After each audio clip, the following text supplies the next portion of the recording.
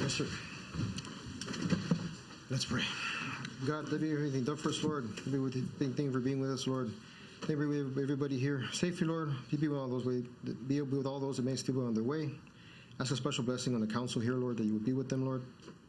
I want to thank you, Lord, we just celebrated you sending your son to die for our sins, Lord, to be with us, Lord, that we can come to you and ask for these things, and we can talk to you without anything between us, Lord. Thank you for that for us. Jesus, pray. Amen. Amen. Amen. Pledge allegiance to the flag. To the pledge allegiance to the flag of the United States of America and to the republic for which it stands, one nation, under God, indivisible, with liberty and justice for all. Thank you. Roll call. Yes, sir. All members are present with the exception of Jesse Jackson and Ernesto Lugo. We have a quorum. Thank you. We go to item D, mayoral recognition. We go to item number 1, recognition of Dagoberto Gonzalez, employee of the quarter. I don't know, Dr. Reyna, you want to say a few words, or you want me? Yes, just that, Mayor, that thank you for the opportunity. This is our new program that we've started here at the city. We're recognizing our wonderful employees, and we're starting a program for the employee of the quarter. And Mr. Gonzalez is going to be our first recipient of the employee of the quarter. So, Mayor, thank you so much for this opportunity and allowing us to recognize our employees for the work and the dedication to this city of Donna. I'm going to read a little something for you. I think this was brought up by your director. It says, it is my pleasure to recognize our employee of the quarter, Dagoberto Gonzalez. Dagoberto has been with the city for 1 year, serving in our Public Works Department. In that time, he has demonstrated a strong work ethic, reliability, and a commitment to keeping our city running smoothly. Whether working behind the scenes or out in the field, his contributions play an important role in maintaining the quality of services our residents depend on every day. We appreciate his dedication, positive attitude, and the pride he takes in his work. Congratulations, Mr. Gonzalez. And I think this one you can put at your house. At your house, make sure that you have a parking there all the time. Yes. No, I think this is going at what, Public Works? That way, that's your parking. What's that? You want to say a few words, this young man? Yes, thank you for giving us the opportunity and having them hire a good staff that we have. And he's one of our good employees that we hired recently. And just want to give a thanks for him for being there on time and being there for us for whenever we need him to do any kind of work that we need around the city. He's there for us. Thank you. Thank you. Thank you. Danny. Thank you, Mr. Gonzalez. Come on. Come on this way. Come on this way.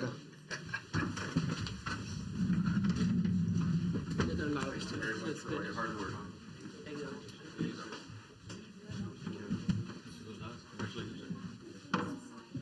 It's you. Comes with a $50 gift card. And this one you'll see there, so you can park there. Is there a parking for that one?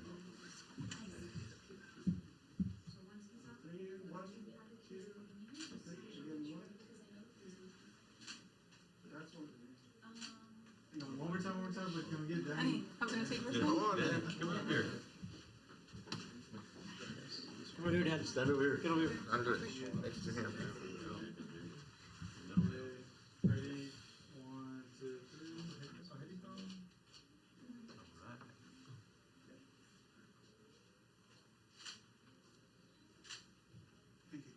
Thank you. Congratulations. Again, thank you. Thank you. Thank you for your hard work. You said something bigger. There we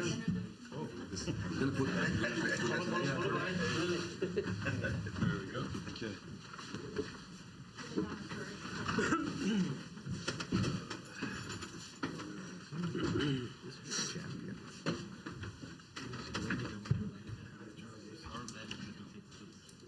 Yeah, that'd be good. That'd be good. Before, on the next one, on the next recognition, before we call in the teams that are out here, let me read item number 2, recognizing district champions for Sauceda Middle School student athletes. And before I start talking about it, I want to call up the principal of Salceda Middle School, Ms. Karina Robledo. Welcome, Ms. Robledo. Thank you.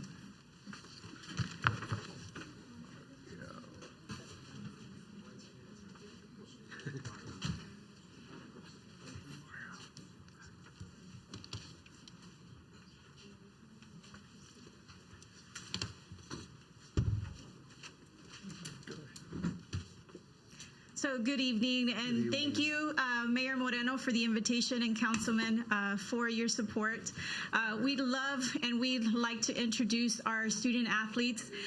We're very proud to recognize several of our outstanding middle school athletic teams for their hard work, growth, and achievements this season. First, we'd like to congratulate our 8th grade softball team for earning the small school district championship. These student athletes showed tremendous improvement from last year, dedication, extra time outside school to sharpen their skills and strengthen their teamwork. Their commitment and, of course, determination truly paid off this season, and we're so incredibly proud of them. We'd also want to celebrate our 7th grade girls B-team basketball players, and many of these girls are now new to the sport this season, and of course they entered middle school not having the skill, but through dedication and perseverance, including attending Saturday practices, and of course they steadily improved each week, and that was a big commitment for them as well. We want to recognize also our 7th grade boys A and B team basketball team. Both teams showed impressive growth throughout the season, learning the game while competing with determination against more experienced teams. So their resilience and of course perseverance was especially evident in the A team's district championship game against AP Solis Middle School. And after trailing by 8 points, they fought super hard and of course went into a forced overtime and secured the win. So we're very excited for that as well. And finally, we want to commend our 7th and 8th grade boys soccer teams. And the 7th grade team had an outstanding season, finishing first in B Garza tournament and completing a perfect 8-0 record. And so a K-8 record, and their effort and energy from start to finish in every game were, of course, remarkable. So we're so very proud of our student athletes. We also want to recognize one of our assistant principals here present today, Mr. Mario Reese. He's our assistant principal for Salceda Middle School. We have Coach Guerra present as one of our coaches, and we also have amazing parents waiting outside, and of course, we had their commitment. We're truly grateful for this recognition, Mayor Moreno and Councilman. We do appreciate you taking the time to highlight the efforts that our student athletes have given to Salceda Middle School. We can only expect, obviously, nothing but the best, and we can't wait to see what that looks like for our students next year. So I just want to say from the bottom of our hearts, thank you so much for giving us this opportunity to recognize our student athletes. We couldn't do this without our parents' support, from getting drinks, snacks, and just being there every single game, cold, rainy, and of course very hot. They really were there, and of course our administration team, and on behalf of Salceda Middle School, myself, Mrs. Robledo, a proud principal of Salceda Middle School, we just want to say thank you for that. Thank you. Thank you. Congratulations.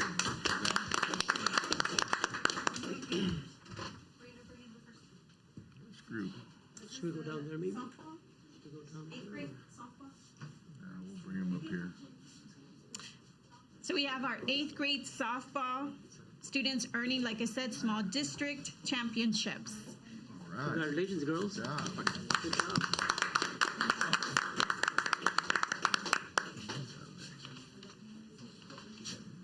We also want to recognize Miss Ivara and Miss Mesa as their coaches. Just stand there. We'll just stand behind it.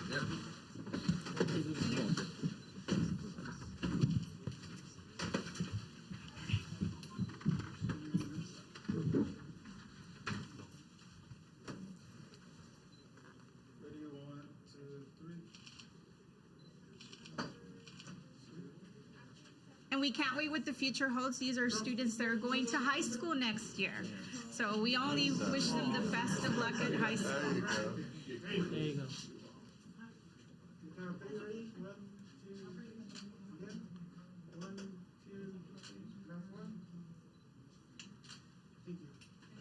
Great effort.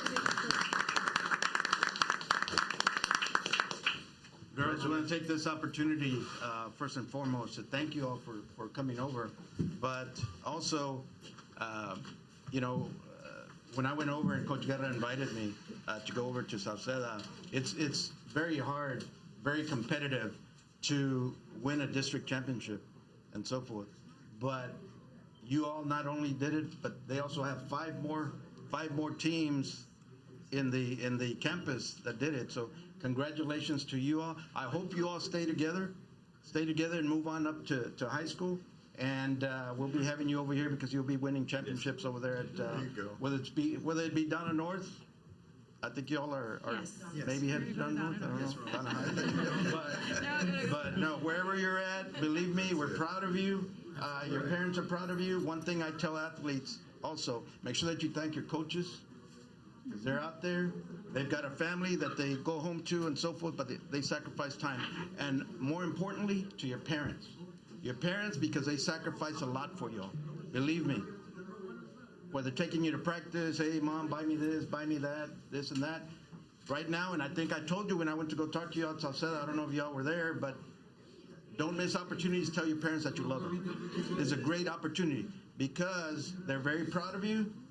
And the hard work that you've put into it has paid off. So congratulations again. Great job.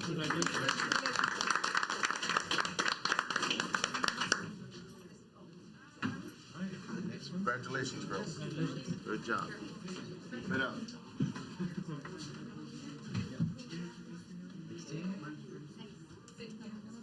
Next team is 7th grade girls beat basketball. That's awesome.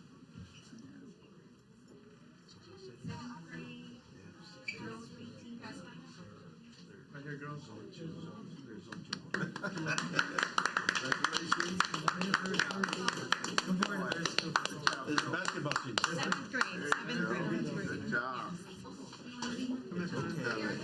All you need is 5 in basketball. There you go. Are the coaches here? Coaches, are they here? Yes. There we go. I want to give them the spotlight, sir, but I will go right now. 1, 2, and 3. Good job. Get in here. Get the principal in there. Good. 1, 2, and 3. Okay, everybody do it. Count up 3, ready? 1, 2. 1, 2, 1 more. Thank you. Job. Young ladies, congratulations. Again, I'm going to tell you the same thing I told, or try to tell you the same thing I told the other young ladies. Congratulations. It's very, very hard, very competitive to win district and so forth. But I truly hope that you all stay together and move on. And I believe you're zoned to Donna North. Go over there, make great things happen. We want to see you here in a couple of years with a district championship when you go up there to high school. Don't miss the opportunity. Thank your parents. Thank your coaches. They sacrifice a lot of time, believe me, being out there with you all.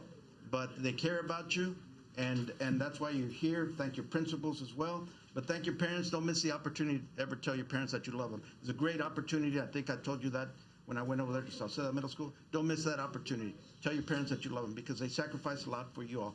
But congratulations again. Great job. Your hard work has paid off. Great job. Thank you.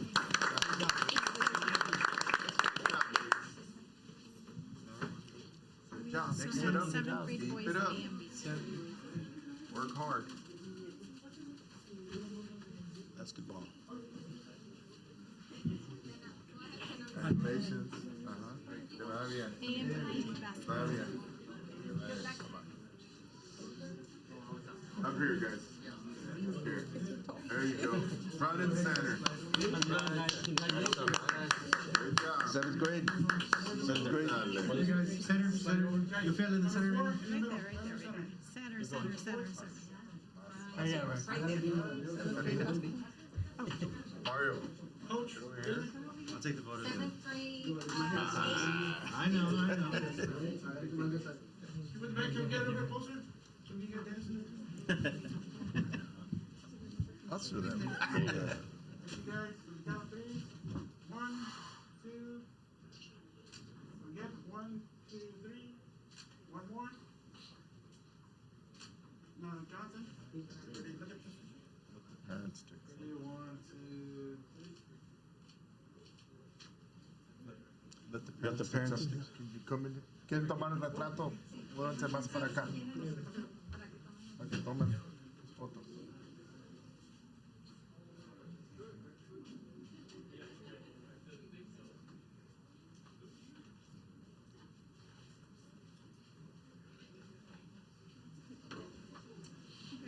Congratulations, guys. Congratulations, young men. Thank you all, and giving us the privilege to know you all. You know, I hope that, like I told the other teams, I hope that you all stay together. You got something good going here. Were you all the ones that came back from 8 points or something like that, or who was it? Yeah, come back to win the, you know, what does that tell you? Never give up. So congratulations on what you're doing. Remember, thank your coaches. They spend a lot of time with you all. They care about you. They love you. Believe me, they do. Thank your parents. Never miss an opportunity to tell your parents that you love them. Believe me, they sacrifice a lot, taking you to practice, bringing you to practice here, there, mom, dad, I need to buy this, I need that, and they're always there for you. Sacrificing what they can get for themselves for you all, because they want to see you successful. So congratulations again. I hope that in another couple of years when you go into high school, you come back and say, hey, Mr. Moreno, come back, if I'm still here. You come back and say, hey, we won the district championship over there in high school. So looking forward to that. Congratulations, young man.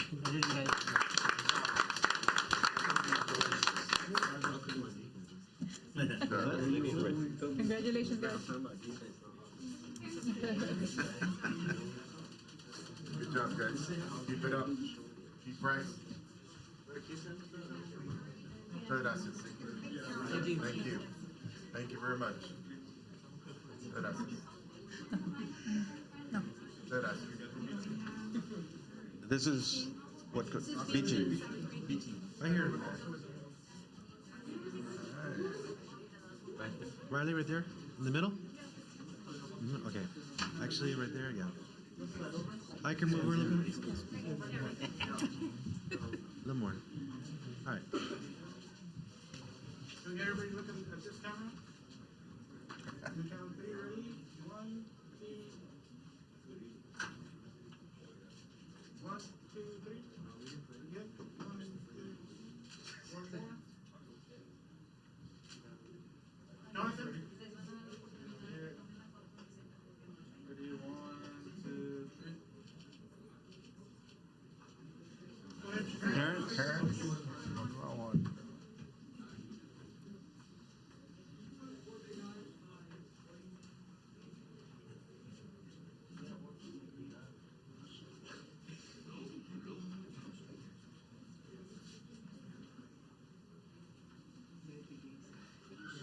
Gentlemen, thank you all. Thank you all for being here, giving us the privilege of getting to know you all. It's an exciting time at Salceda. I know a lot of great things are happening over there. But I want to congratulate you all for, of course, a great season. And I hope that you all stay together and move up to high school, whether it's Donna North, Donna High, wherever you're going to go. Stick together. I want to see you all here in a couple of years. Yeah, when you're in high school, coming back with a district championship from high school. So that you can do that. Believe me. Just got to believe. Make sure never miss an opportunity. Thank your coaches. Thank your principals. Thank your parents. They sacrifice a lot for you. Never miss an opportunity to tell your parents that you love them. There's a great opportunity here because you know that they sacrifice a lot of their time, a lot of effort to get you to practice, to get you whatever you're going to need for school and whatever you're going to need for athletics. So congratulations, young men. Hope to see you soon again with another district championship. Congratulations.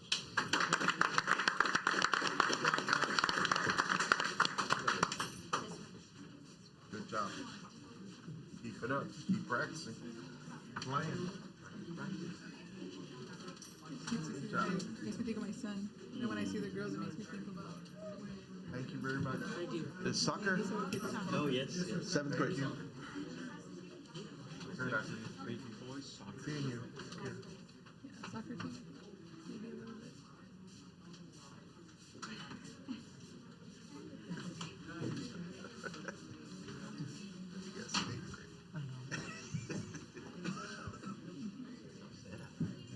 Alexander, scooting, Alexander. This is a soccer team, so please. Soccer team. All right, guys, can everybody look at this one?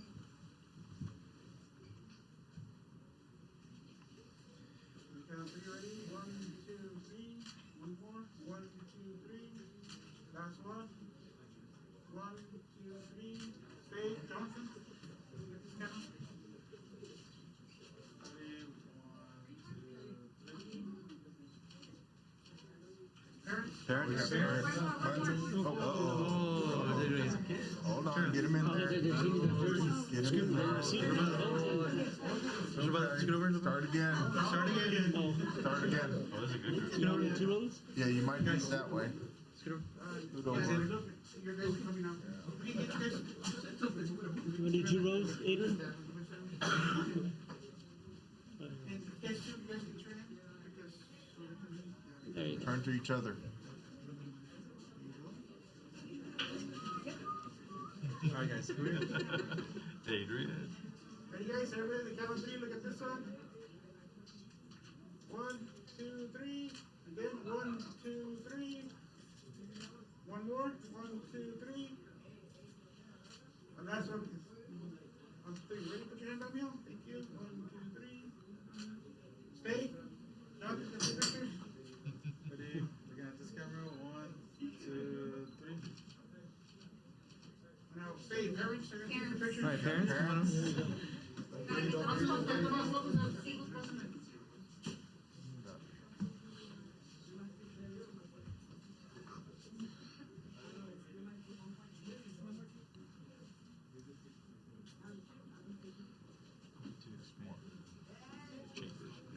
Anyways, I'm going to share the pictures with the coach and. Please. You can get over here. Pásale, pásale.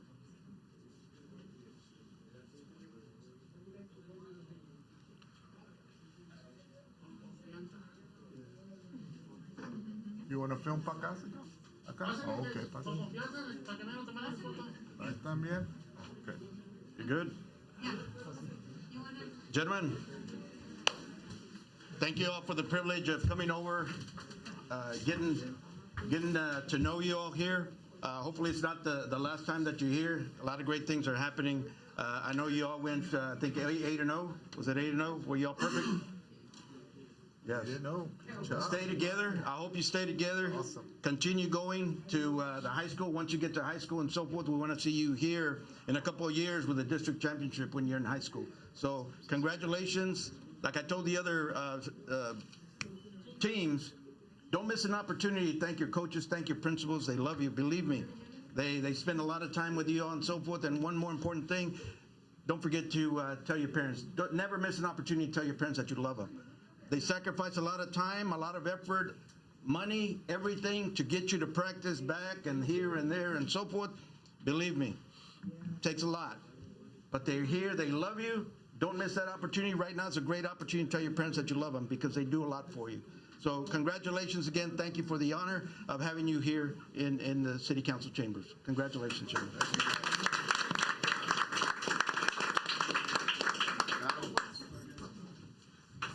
Felicidades. 8-0. 8-0. There you go. On your feet. Good job. Síganle. Dale, qué bueno. Sí, no, síganle. Justin Gilson. Qué bueno. Right here, Justin. Believe me, that's, well, is that your own? That's 2 girls, one here, one there. Yeah, they're gonna have to.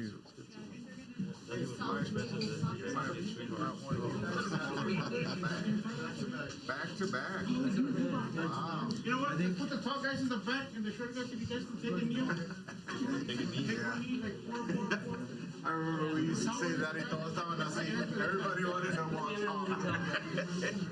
Do I have to kneel or what? Do I have to kneel or no? No, sir. And that's all. They put the tallest one in front of me. I only should have seen These are back-to-back. Back-to-back, Jim. Wow. Back-to-back.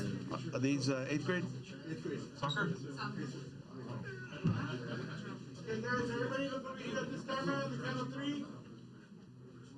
Ready? 1, 2, 3. One more. 1, 2, 3. One more. 1, 2, 3. Don't move. Johnson.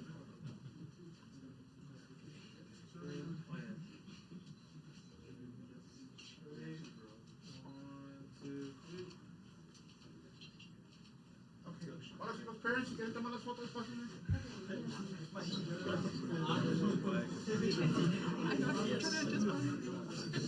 Good job.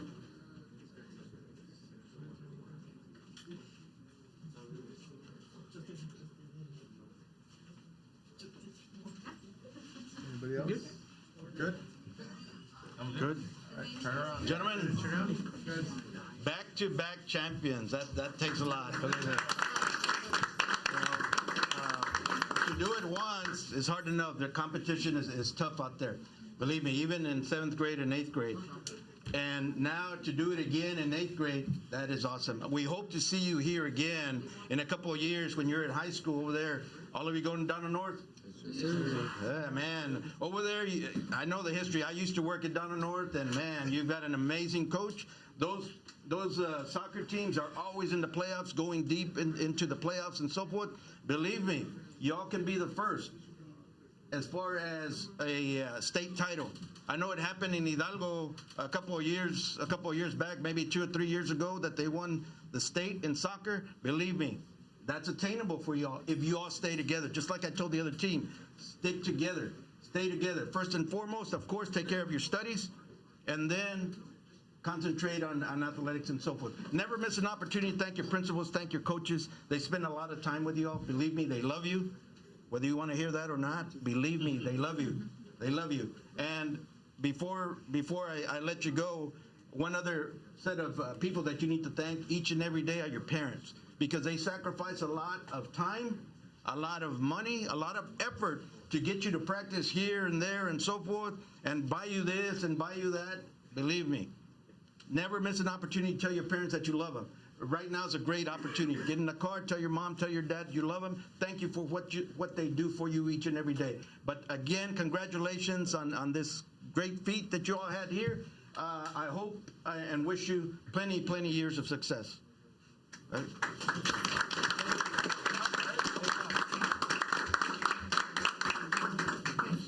Coming this way. Good job. Good job. Síganle. Nice, great champions.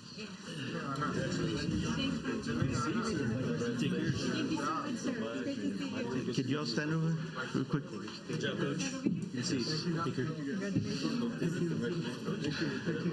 you going to move with us? That's the plan.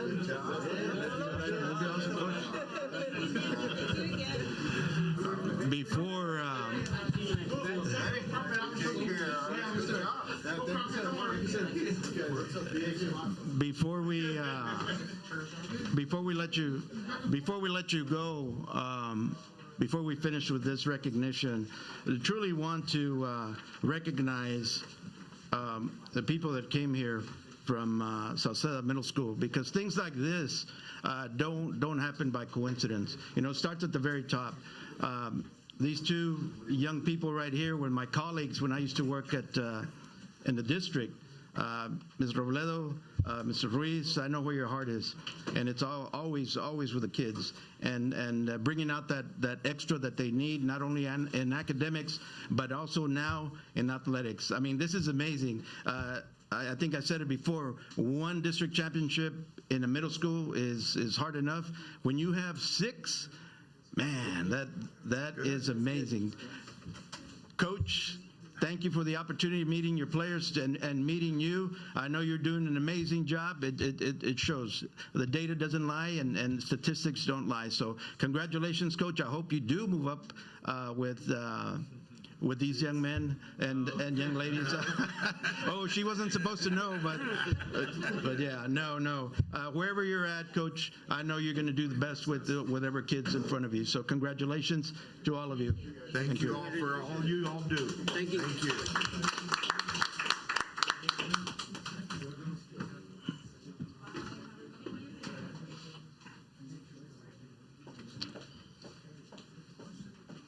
Okay, we go to citizen participation. Thank you, sir. We do not have any. Yeah. We need a motion to open public hearing. So moved. Yeah, motion by Commissioner Garza. Do we have a second? Second. Second by Commissioner Moreno. All in favor? Aye. Motion passes. We have two items, item number 3 and item number 4. And Mayor, before we begin, I'd ask the council to entertain a motion, and I recommend that they approve a motion to remove items from the agenda, specifically item number 3, item number 11, number 13, number 21, and all items in executive session, A, B, C, D, and in opening session as well, A, B, C, and D.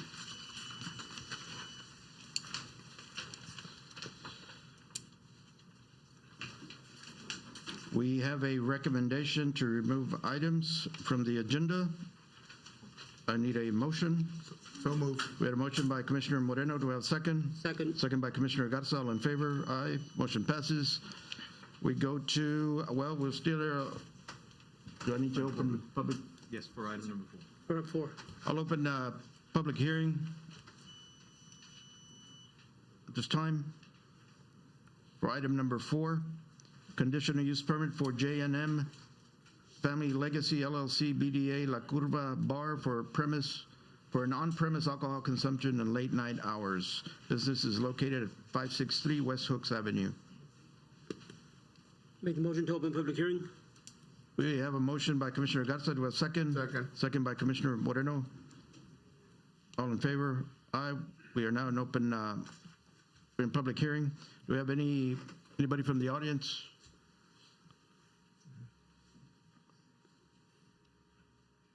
If not, I need a motion to close public hearing. So moved. We have a motion by Commissioner Garza. Do we have a second? Second. Second by Commissioner Moreno. I vote in favor. We close public hearing, go to consent agenda items. Gentlemen, items 5, 6, 7, 8, and 9. If you have any questions on any of those, I will go ahead and read the item. If not, Item number 5, are we looking at the same amount, $300 amount? Yes, sir. Okay. that is discussion and possible action on flag sponsorship for Donna Lions Club 18th Annual Scholarship Golf Tournament by the City of Donna and Donna International Bridge.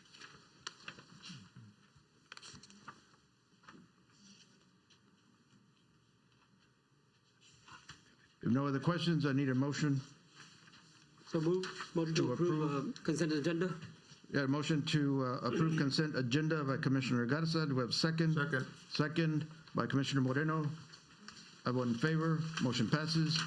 Regular items, monthly report on status of the following. A, wastewater treatment plant expansion project. Dr. Reyna?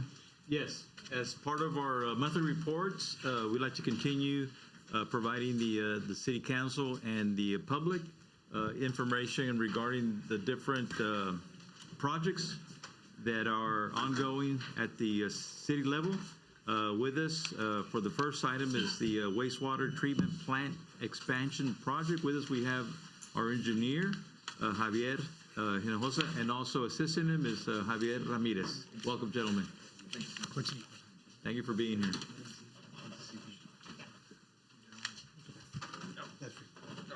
But I'm gonna. Good evening, Mayor, Council members. My name is Javier Hinojosa. I'm here to give a brief presentation on the wastewater sewer plant upgrades that we've been working on. At this point, we've already reached the 30% completion stage. We're working towards a 60% completion that will be complete in July of this year. The 90% completion is due for completion in October. At that point, we will submit all plans to TCEQ for their review and approval. Just to give you an update, we've been meeting with Dr. Reina and his staff to try to keep them updated on the progress of the meeting, of the project. As a matter of fact, we had a meeting amongst the team here at City Hall and Texas Water Development Board staff to go over the environmental clearance and also the engineering feasibility report. They're reviewing those, and they've told us in the next couple of weeks they should be done with that review and approval. We're expected to go before the actual board, Texas Water Development Board, in the July meeting for approval of the construction monies for this project. We're also working with NatBank to try to acquire additional funding for the project based on providing first-time sewer services to residents in Donna. The area that we're looking at for the first-time sewer services is at the northwest corner of Ramsey and Old La Blanca Road, which is 11th Street. We've proposed a new lift station in that area to provide not only the infrastructure, but also the connections to the homes for the sewer. Overall, the project is moving according to schedule, and I would like to hand it over to Mr. Ramirez so he can go into a little bit more detail. And again, we're here to answer any questions, Dr. Reina. Thank you, sir. Mayor, that you all may have. The first-time sewer services, I can mention that it's the Los Meadows subdivision and Old La Blanca Terrace subdivision. Thank you. Thank you. Thank you, sir. Good evening, Mayor, members of council, Dr. Reina. Thank you for having us. That pretty much covered everything. Let me go back real quick, maybe some highlights. Again, Javier mentioned that the environmental and preliminary engineering report is done, which is required by the Water Development Board, the funding agency that's paying for the design of the project, and they require that we submit those documents before we move into design. We're actually already in design, but what that means is that they won't pay for the next phase of the project before, everything's in order. Environmental and preliminary engineering report, that's done. We are in 30% design, but the project overall is about 45, almost halfway complete, because the environmental, the feasibility report is done. Your front-end documents are done now, so your contract documents that we're going to use for your contractor when you go to construction, those are done. The actual construction plans, those are the ones that are at 30%, right? And, out of about 150 pages that we're going to have of construction sheets, we're about 60 pages done, actually. And then, your specifications, big old book of specs for the contractor, that's being worked on as well. So overall, about 45%, about halfway there on the entire project. The milestones, again, 60% in July, and then 90% in October, which is a big one. That's when it gets submitted to TCEQ, the regulatory agency for these wastewater plants that have to approve the plans. We submit them at 90% in case they have any comments, and then if there are any, we can embed them before we hit 100% by the end of the year. We should be 100% design and ready with all the construction procurement documents for your contractor by the end of the year. Sorry. There we go. Mr. Ramirez, the phase 4 construction will take actual construction. We have projected about 18 months. 18 months? Yes, it's a big project. 18 months. Hopefully, we can start at the beginning of 27 and be done in 28, mid 28. That's what we're anticipating if everything goes well. So you do have a commitment for the design of the project, and Javier mentioned that your project for construction goes before the Texas Water Development Board in July 23rd in Austin. I would advise that y'all making plans to attend. They've been just last week they approved some of our neighbors' projects. also. Good for them. And, they made it up there just to, thank the board and everybody. So that's when you're expected to be committed for the 22 million of the wastewater plant project, with 10 million of that hopefully being loan forgiveness. And the NatBank component that Javier mentioned, we are adding the first-time sewer services because that unlocks the potential for NatBank funding up to $8 million of grant funding. For those first-time sewer services, that brings the total project cost to $24 million, but that brings your total grant monies up to 18. That's 75% of the total cost of the project, which is great if you ask me. That's the update. We did meet with NatBank as well. City of Donna project is in the. It's being reviewed by the EPA. NatBank gets funded through EPA, and we had a conversation with them. Said that our application looked good, and that it's being it's kind of like in the finalist stage, which it's looking very promising. We actually met with the I forget his high executive director of NatBank, the guy who runs it, and he gave us that update. So, yes, sir. Yes, sir. Thank you. If there are any questions?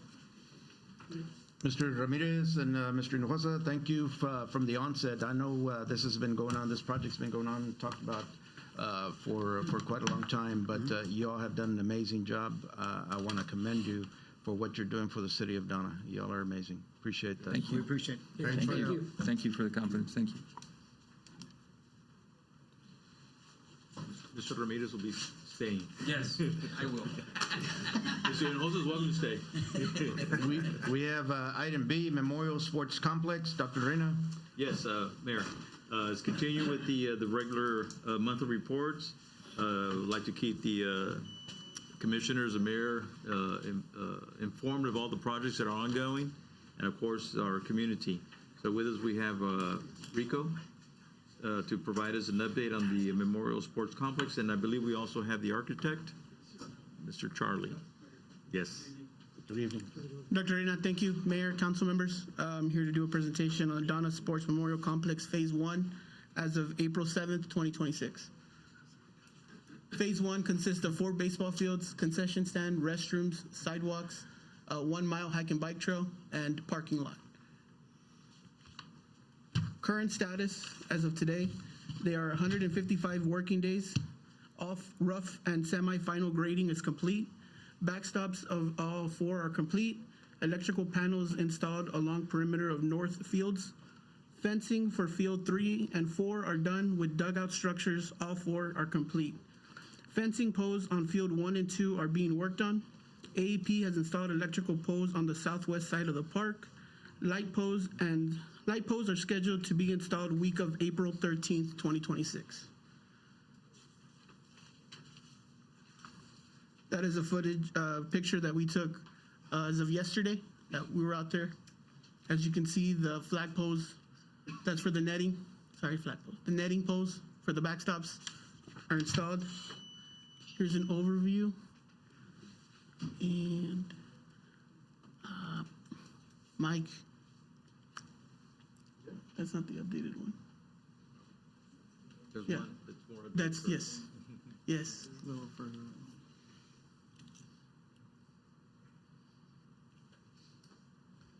We have so many PowerPoints that sometimes we just want to show them all. Yes. Apologies on that. How do we control the lights? The lighting for the park? Yeah, they're gonna be on I don't remember exactly, but they're gonna have some controls on the in the boxes and in the poles like that. They're gonna be able to work either on a timer or you go out there and you turn them on, you turn them off. Yeah. So we'll have some lighting controls back out there. So they'll be manual, but they'll be able to be on a timer as well? I believe so, yes. So you can turn them on, you can turn them off, put them with, the timer, of course, you can regulate whatever time of the day you want to have them on or off. These are more current photos? Yes, sir. These are more current photos.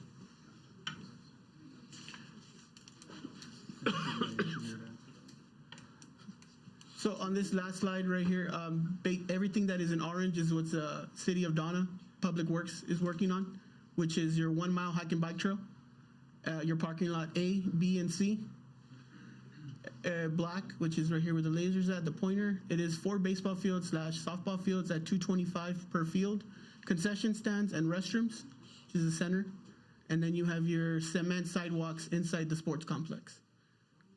As our last meeting that we held last week with the architect, the engineer, and the contractor, they stated back to us that they are 50% complete with the project. June 30th, 2026 is a substantial completion date. Final completion date, July 31st, 2026. Landscaping crew is scheduled to be on site week of April 13th, 2026. The light poles are scheduled to be placed week of April 20th, 2026. But we did get a report yesterday from the contractor that there was an incident with the delivering of the light posts. The driver was involved in an accident, so there was 4 poles that were damaged. We haven't gotten an update on that, but we will soon. And also, Mr. Guerrero, at the last meeting, I believe Commissioner Moreno asked about the dugouts. Yes, sir. Which is in this field right here. As soon as that comment was made, I went ahead and reached out to Charlie. We reached out to the contractor. We got on site and we came up with a solution. And as of that day, the adjustments were going to be made, sir. Okay. We were able to catch it with no cost increase. Excellent. I don't know if this will be a phase 2 question, but I know that Commissioner Moreno also had a comment about the scoreboards. Have we met about that? We did meet about that.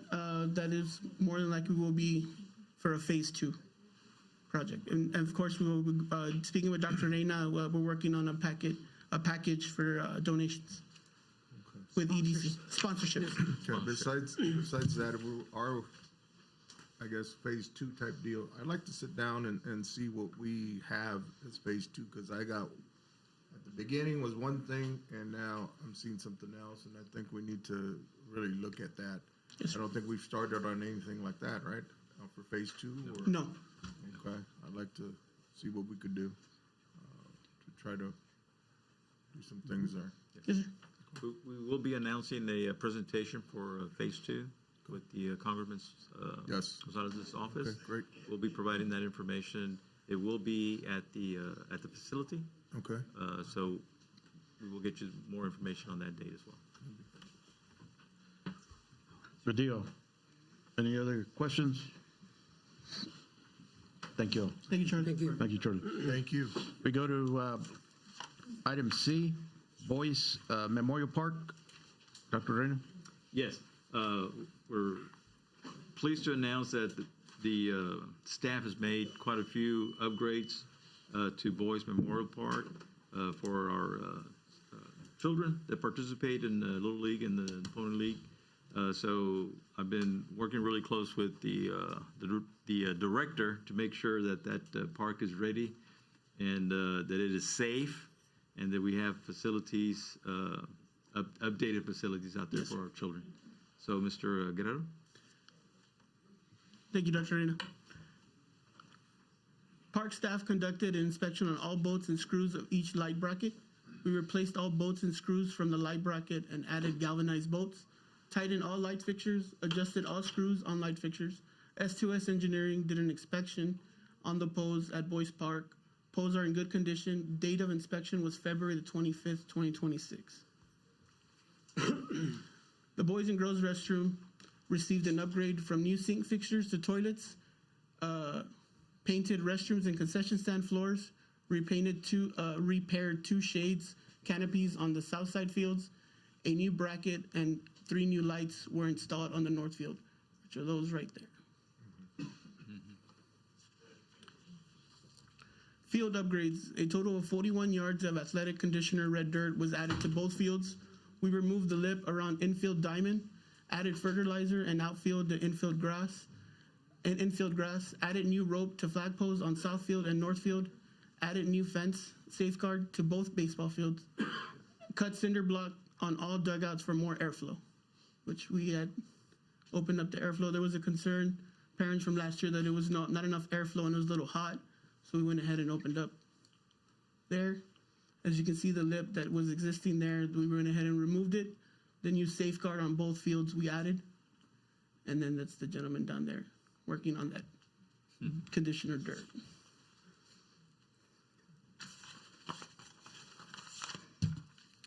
City of Donna Parks and Recs crew works hand in hand with Donna Little League, which we do have two representations from the Donna Little League, which is our president right now, Mike Estrada, and the vice president, Mike Estrada Jr., that are here present.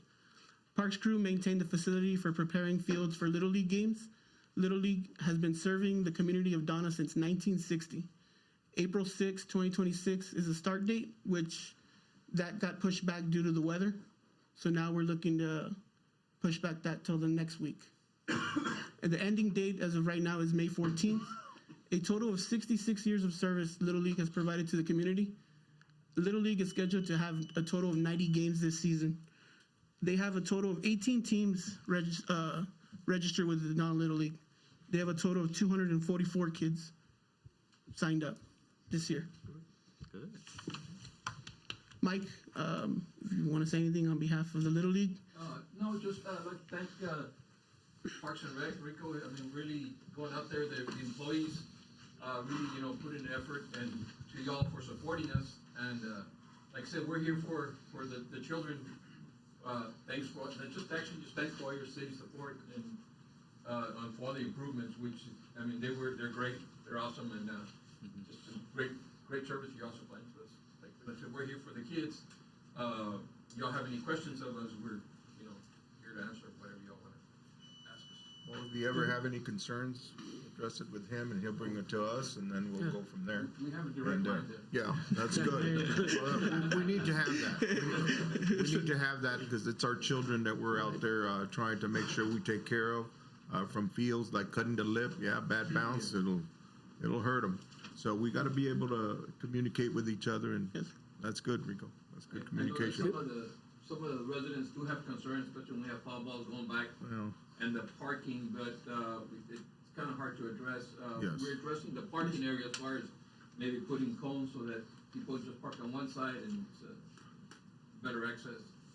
Mm-hmm. And we're actually going to tell our parents to avoid parking on 23rd Street and maybe just on the sides inside. Because I know parking is limited, but we're going to try to do our best to alleviate the traffic flow on that street.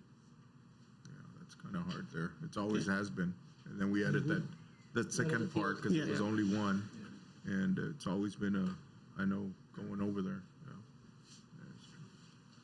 Also, if I can, sorry. Go ahead. I totally forgot to put this on the slide, but also I would like to thank EDC and their board of directors for donating $10,000 to fix that light fixture. Yes. Oh, my bad, 9,900. I'm sorry. Right here. So thank you to EDC, A, and B. So Rico, real quick, how often should we be going up there to check the bolts and screws so that they're all tightened As up? per the engineer, every 6 months. Every 6 months. Okay, so make sure that gets done. So, Yeah, especially the wind down here. We get a lot of wind about this time, and I know being a former baseball coach, we always had wind out there. So What's the plan on replacing all the lights? On that one, we are sitting down with Dr. Reyna, and we're discussing that with EDC as well to maybe come up with something. But it's going to happen, sir. Dr. Reyna is he's on me on that one. We're on top of it. The scoreboards? The scoreboards, yes. We already had the quote for it. Been reaching out with Mr. Aniceto Santana, and he's willing to make that donation. So we're in that's in the works as well. We're gonna need one more. One more, yes, sir. For that location, yes. Me and Mike got the other one working today. Oh, really? Yeah, we got it under controls and it works. So we got one little light out, but one light out of the whole store. It's a ball. So it's a ball. Any plans on getting a mic out there? Not mic, but a PA system. PA system. Well, we can try. Nothing's more exciting for a parent to hear their son's name or daughter's name being called out there, and of course the kids get excited about that. But I was going to say, before, Little League is a great organization. I know majority of the people here went through it and so forth, played baseball there for a lot of great memories there. But it wouldn't happen without volunteers like you all. So thank you all for what you do. Appreciate it. I know little Mikey's here involved with baseball and soccer and I don't know, golf, croquet, and everything else, but just football. Okay. We are going to have Thank you. a ceremony, so then we should invite the city to come out and partake in the ceremony. We're just waiting for our uniforms to get here. That's great. Little whirly troubles are keeping our stuff. Yeah. Oh, good deal. Congratulations. Thank you all. Thank you. all. Appreciate it. Thank you. What you do. Thank you, Mr. Thank you. Good job. We go to item D, Fire Department. Dr. Reno. Yes, continuing with the regular monthly reports, we have our fire chief, Chief, like I call him Chief, I just call him Chief. Chief Simmons. I've known him so long and appreciate all he does. And we've got an update from the fire department, and I believe he's handing out binders. That's he went correct, above and yes. beyond, which that's what the chief does. He goes above and beyond. Thank you so much, Yeah. Chief. And good evening, Dr. Reyna, Mayor and council members. Appreciate the opportunity to be here. Okay.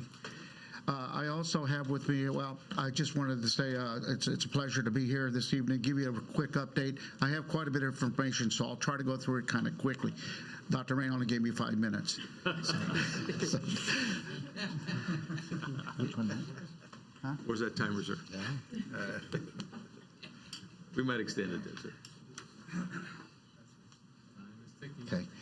Okay, the city of Donna Fire Department presentation in reference to what we have going on at the fire department. Like I said, there's quite a bit. So I do have just the agenda item real quick. I'm going to discuss the remodeling project at the renovation project over at the fire department. As you know, y'all recently just gave us permission to purchase a new fire engine, which we did.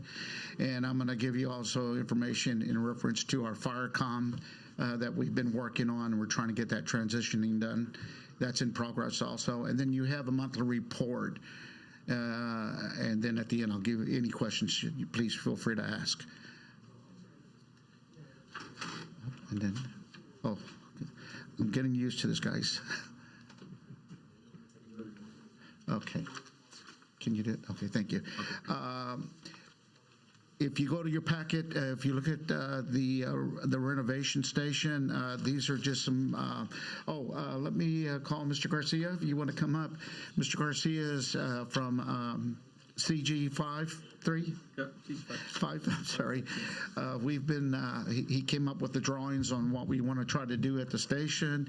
As you know, we're in dire need of some expansion over there. So he's been on board with the city, and he came over to give us a hand. So he came up with some drawings. We're going to go through 3 phases because of the budgeting and the finances in this. So it's pretty much, we're working with Dr. Reyna on this and how we're going to be able to fund this. So there will be 3 phases. And if you go to the next one, Mike. Okay, this is going to be part of phase 1. If you can see off to the right, it's going to be, we're going to enclose some bays downstairs in the back, and it's going to be extended to the back of the fire department about 5 or 6 feet out. So they're actually going to have to rebuild some walls. That kind of had a little impact because it's new construction. But majority of the work in the inside, where the red door is and that window to the right, they're just going to enclose that. So they're just going to build those walls and then take it up. The next one, Mike. Some more drawings. As you can see, will be consisting of a kit that's a kitchen area or day room area for them to go in, finally have a place to sit down, either eat, cook some meals. They'll have a refrigerator and a stove and all of this, so they'll be able to have hot food, and they don't have to go over to, we want them to go to the restaurants, but they'll be able to cook in-house and prepare some of the food there. And they'll be able to sit down and unwind after a major call or something and relax and watch a little television. There's no place for them to sit right now except in my office. The next one, Mike. Okay, adjacent to across the hallway, we'll have a conference room finally that we can sit down. This will also be utilized by our fire marshal, where he can sit down with his plans and review them on a conference table. And we're going to have some areas for the right there for the report writing. After each call, they have to come in and do a report, and we have to have everything documented. So they actually have to sit at a computer and sit down and type up a report. And then as soon as they complete it, it goes straight to the state. The next one, Mike. This is the breakdown cost. I don't know, I'm sorry to the public if you can't read it. There's quite a bit there, but council members, if you look at your packet, you do have that on page 6. There's a little tab there that gives you the breakdown of the cost of everything. For the entire project, for that phase 1, you're looking at $391,600. And there's some cost, soft cost, but with the entire project, you're looking at approximately $156.64 a square foot. Charlie, did you want to say anything? Yeah, no, we tried to, capture some of the costs internally. Of course, there'll be some miscellaneous costs that we're putting by lump sum, mechanical systems, electrical systems within the building that we probably have to reconfigure a little bit. Lighting, of course, right, and reconfigure some of the lights. But on the phase 1 here, we're trying to create a conference room, teaching room, and the living area and so forth. Okay, and that would be phase 1 of the project. Moving on, Mike, to the next slide. Okay, phase 2. This is going to be the upstairs area for the dormitory. Charlie came up with something that we really desperately need. This area right here, this little room, will be enclosed. It's a corner, but it will have its own bathroom connected to it, and that will be utilized for the female firefighters. Again, we do have some female that are on staff, and they work shifts, and they're there, 24 hours a day, so they have to have their privacy also. Right now, correct me if I'm wrong, Chief, but there is no separation. That is correct. They're all sleeping in one big room, and there's only one restroom that's inside the female. We're going to create the second restroom right there for the males, so they will not even be going into their area. They'll have their own area that they can go in there and depress or whatever they need to do. Yes. That was one of my biggest concerns. That is correct. Did not Dr. have Reynolds separation for very adamant that we separated the females because we never know what can happen. So that again will just be that project only, phase 2. And if this project does develop, what we're going to need to do is we would like to start with the phase 1 project first, which is the downstairs, enclosing that bay area and extending the building out, creating the day room and the conference room, because if we go back to do the phase 2, they're going to have to move out of there and sleep downstairs in that area until we can get this phase 2 complete. We would like to try to get those 2 phases done, do the first phase, and then start immediately on the second phase if possible. Okay. Any questions? I'm sorry. Okay, Mike, you want to go to the next one? And then the third phase, and okay, I'm sorry, that's the cost for the phase 2. You're looking for that at total cost would be $88,484.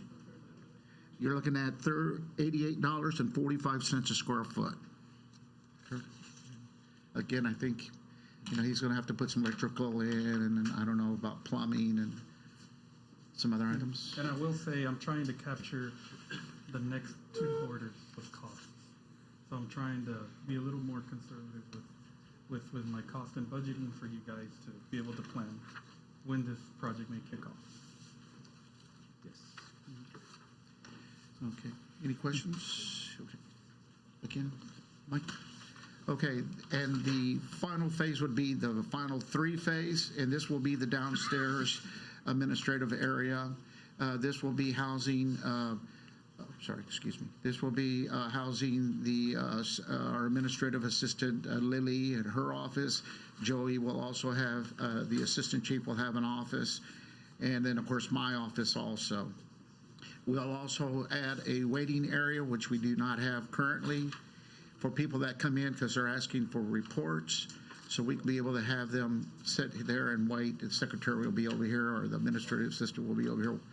And then they will have to come inside the office area. The next slide.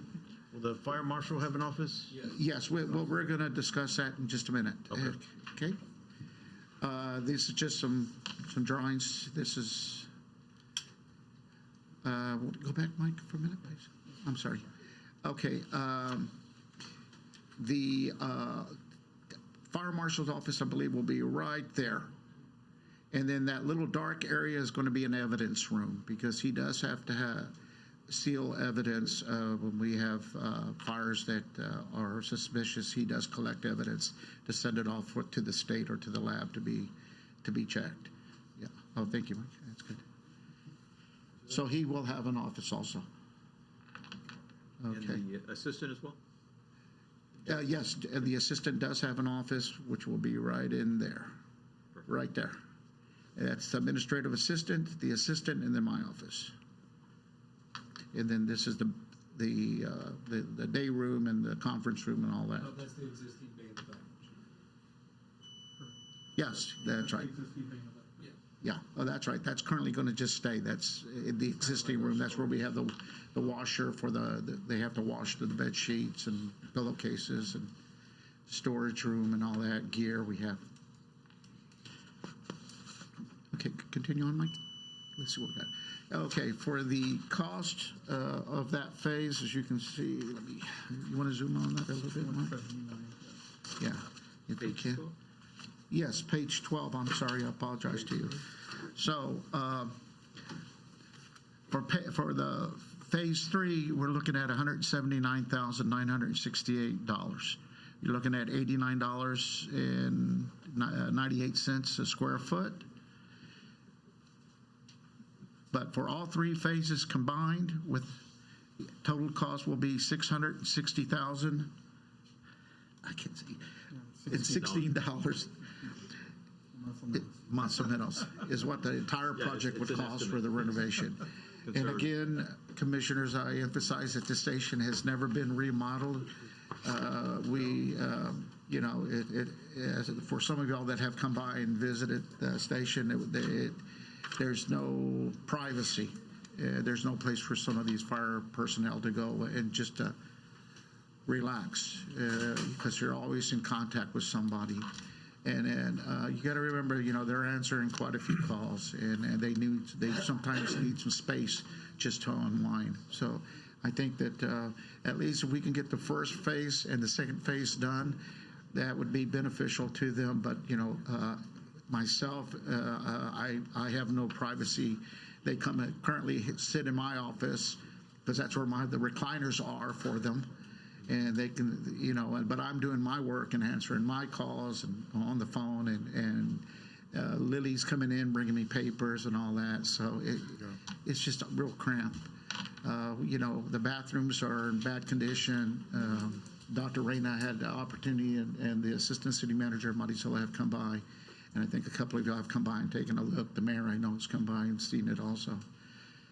But it's something that they do need. It's because they've been dealing with a lot of serious calls lately. We've had quite a few deaths this past month, and we'll speak about that in the next report on the monthly calls. So, any questions in reference to the phases? No, I just think the sooner the better. I do too, but again, I know Dr. Reyna's been really working on this. We're trying to find what we're going to be able to fund this, but I know Dr. Reyna's a magician, and he's going to support it 100%. We'll be bringing a package to the entire council, and working with Mr. Garcia and our financial advisors. There's a lot of needs out there, and definitely this is a priority. Right. Thank you, Charlie. Okay. Thank you, Charlie. Moving on real quick. This is in reference to the new fire engine that we just recently purchased. As you know, the city of Donna purchased the new fire truck. It was approved by the city council, and we purchased a 1,000-gallon engine pumper from U.S. Fire Apparatus. I had 4 members, including myself, or actually 3 of us.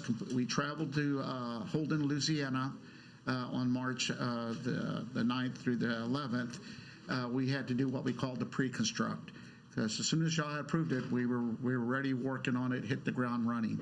We flew out there. We actually had spent a day and a half out at the plant. We do a pre-construct. We look at everything.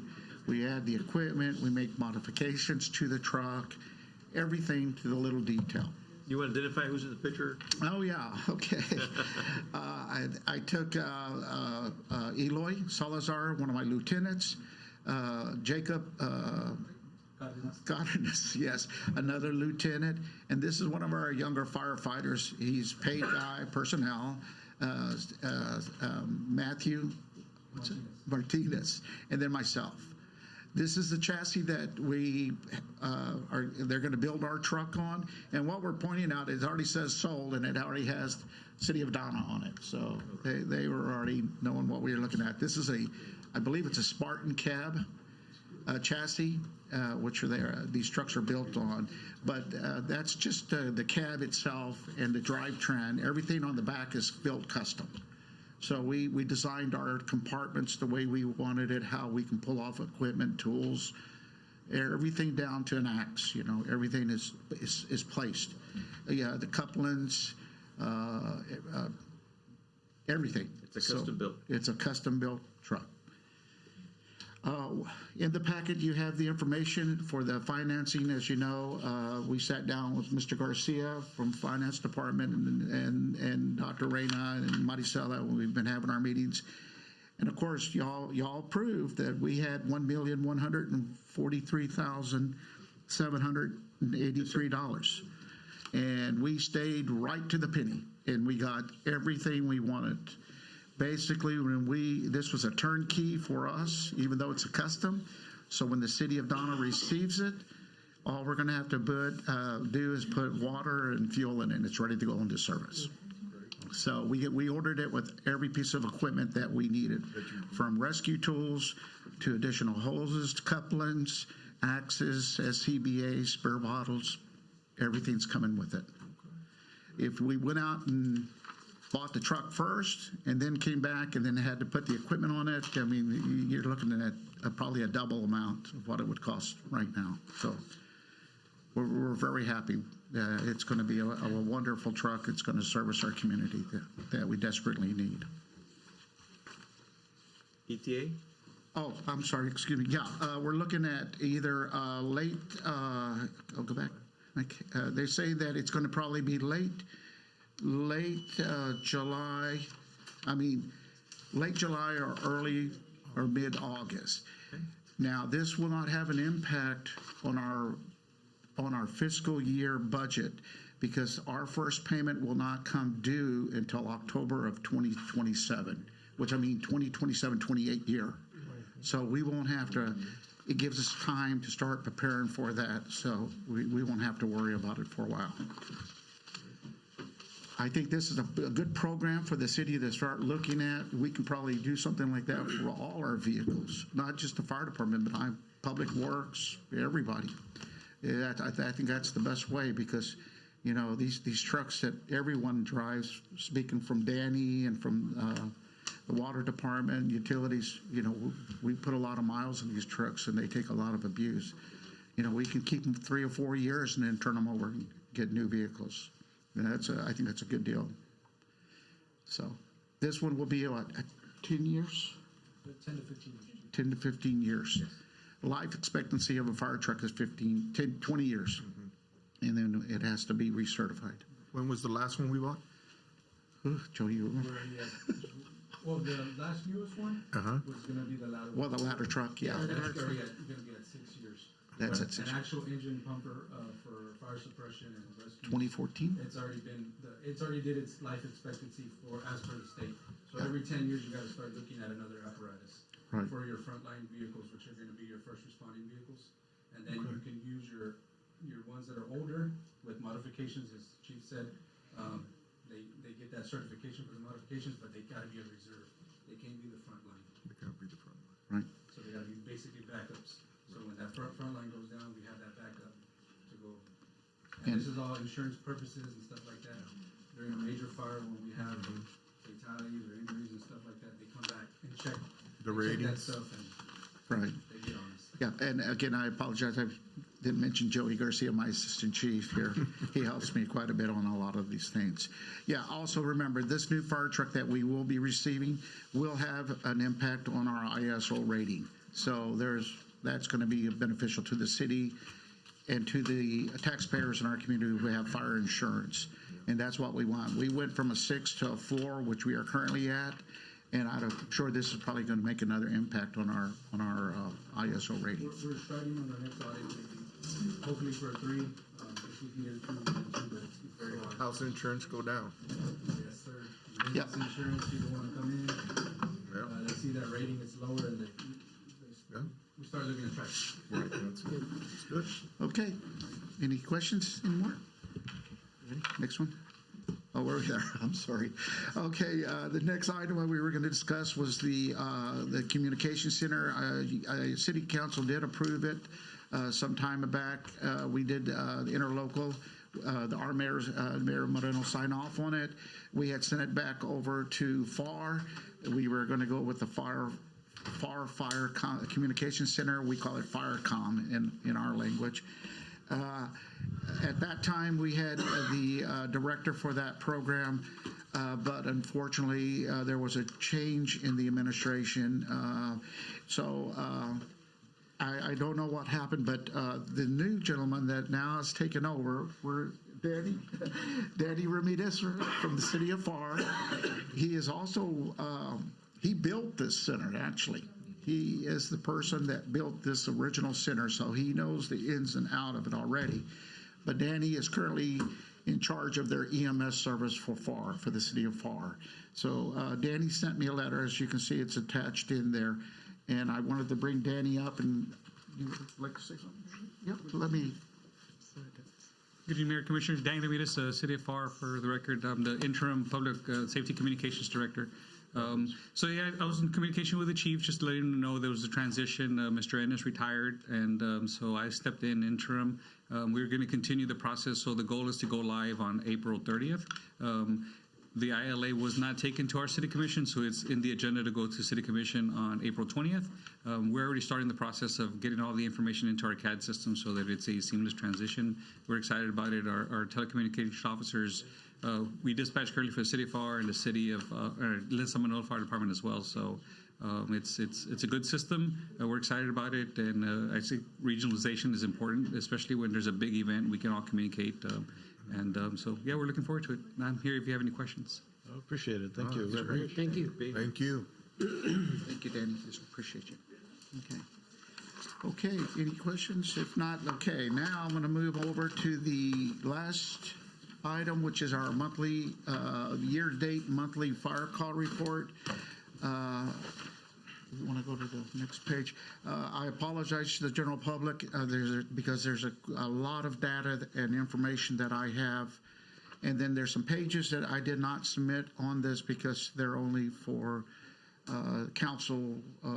It deals with information with the HEPA, and it can cause some issues. So I can't share it with the general public, but the city council has the opportunity to review it. So I'm going to refer to some stuff that they're seeing hard copies. For the month of March, gentlemen and ladies, I should say, there's a list of all the calls that we had by the date, and the time of calls, nature of the call, and then I indicate if it's a county call or a city call, and that's why the color code, the green, and then the tan color is the city call. For the month of March, you can see that the total of calls we had were 98 calls just for the month of March. So that kept us pretty busy. And that month we had 9 structure fires in March. We had 1 fatality, 2 fatalities. Refresh my memory. This March? Yeah. We had 2 fatalities in structures. We had 2 travel trailers. We had some commercial property, automotive repair shops. We were very busy this past March. And it was very hard on everyone because we were out on these scenes to tell, I think, oh gosh, we got called out at 11 at 12 in the afternoon. yeah. So it kept us pretty busy. Do you happen to have a breakdown, Chief, of how many city calls you get? Yes, I have it. If you move to the next page, I don't know. Oh, no, let's see, Dan. This is the total fire calls by category for March 2016. That's again the calls, and it gives you the total calls that we had for the month. We had 98 calls for that month. And I don't know if you can see it. City was 36 and county was 63. You should have a breakdown of C and HC. Yeah. Which breaks down your city and your county. It's 36 city. Mayor, that'll be the fourth page to the, Yeah. for you. And then the one that you wanted, Mayor, is going to be the fourth, yes. The fourth page. They'll go back, Mike. County calls. It should be this one right here. This is a breakdown of your county calls. Again, there's a lot of information, but you have the hard copy. You can see it's broken down. There's the city calls and the county calls. These are the number of calls for the month. This is year to date now, and this is telling you which is the city calls and the county calls. At the bottom of the page, you can see that so far, the total amount of calls we've responded to is 245 just since January to date. We've had 102 calls in the city, and we've had 143 calls in the county. That's down right there at the bottom. And this is a combination of everything from structure fires to animal rescue to vehicle fires. It's all there. So this is January, February, and March? Yes. This is year to date. As of last week. Yeah, as of last week. Yeah. Right. It's a year to date report. Who keeps track of all this information? I do. Every morning I'm in, and I start these reports at 7 o'clock in the morning, so I can have them ready in case. Also, besides Chief's report that he gave you guys, we have the ESO program, which basically also manages the call volumes, the types of calls, and what we submit to the state, at the state level. As soon as the lieutenant or the firefighter comes back in from a call, they'll work on the report, times, any information, narratives, whatever needs to be done. And it's a checklist, basically, for the state. Hey, if you're missing this, what happened here? You're missing this, what happened here? You put this. It won't get submitted until all those things, those flags are corrected. And then as soon as they complete, we have a quarterly check, which would be myself or one of the lieutenants or our marshal, or fire marshal David Yanis. He steps in and we review those. Once we find that everything's good, if we don't kick it back to the firefighter or the lieutenant that worked on the report, as soon as we hit complete, it goes to the state automatically. And we don't have to worry about us putting it in before we would have our secretary, she would do a lot of that work, our administrative assistant, and submit each report one by one. So it was very tedious. Yeah, it's a lot of record keeping. Yeah, we have to county report. calls, and you got to also submit county reports. So it's very, very tedious. How does reimbursement work? Okay, that's going to be the next page. Next page. Again, this is just a chart showing, again, real quick, the county calls. As you can see these charts, the yellow is the county, and then that's one next to it is the city calls by month. So this is the last 3 months. You can see how our calls have increased. That's where we are. Next one, Mike, please. And then, let's see. Oh, we're missing. Oh, I'm sorry, it's not. Yeah, it's not there. We have it here. Oh, you have it there? Okay. We have it here, The though. last page is the 2025 rural fire contract report reimbursement. Okay. As you see, the top area is the actual amount that we've submitted to the county which means we do our reports right away. We calculate the amount of money that we're saying we should be receiving from the county for each month. And the next below that is the actual amount that was paid by Hidalgo County. Well, one thing is the problems that we're having is, if you see, we've only been paid up to March of 2025. So we have all those other months still outstanding. And it takes the county, it takes them 3-4 months before they review the reports after we submit them to them, before they disperse the payment. Now, you got to keep in mind also, it's not just Donna Fire Department. You're speaking about all the Hidalgo County fire departments have to submit their reports. So they have to go through quite a few of them. As you see now, we've only been paid up to May, and where I have the grand totals, the actual amount that the county has paid us as of May is only $137,832. We submitted for the entire year already $302,694, but we've only been paid again. So Chief, when there's a difference on what you're submitting to what they pay you, do they give you an explanation of what it is? Correct. Yeah, the calls are categorized, and it may not meet that. It may not meet what they think it is. Okay. We may say, well, it was a structure, but they might say, well, what kind of structure? Was it a shed? It wasn't a house fire. You know what I mean? So that's where it difference is. Yeah, on their end, they have, Hidalgo County Fire Marshal's end, they have 7 auditors. So it has to go through all 7 before they submit back, okay, you submitted 29,000, but through those 7 auditors, we found that this report, we're gonna have to bring you down to a category 2 because of the time or the amount of structure, like Chief was saying. It distinguishes through those 3 categories. And Right. once those 7 auditors approve it, they'll send it back to Chief Simmons, and he'll get a final, okay, this is gonna be the payout. But that payout doesn't happen automatically. This is already happening in a 3 to 4 month span. After we receive that, we're okay it, then we still gotta wait another two months or so. Or 3 months. That's right. But it's already going on about a year already since you've gotten the last payment. Yeah. Yeah. Have they given you an estimated time as to when? It just. Yeah, I know they had some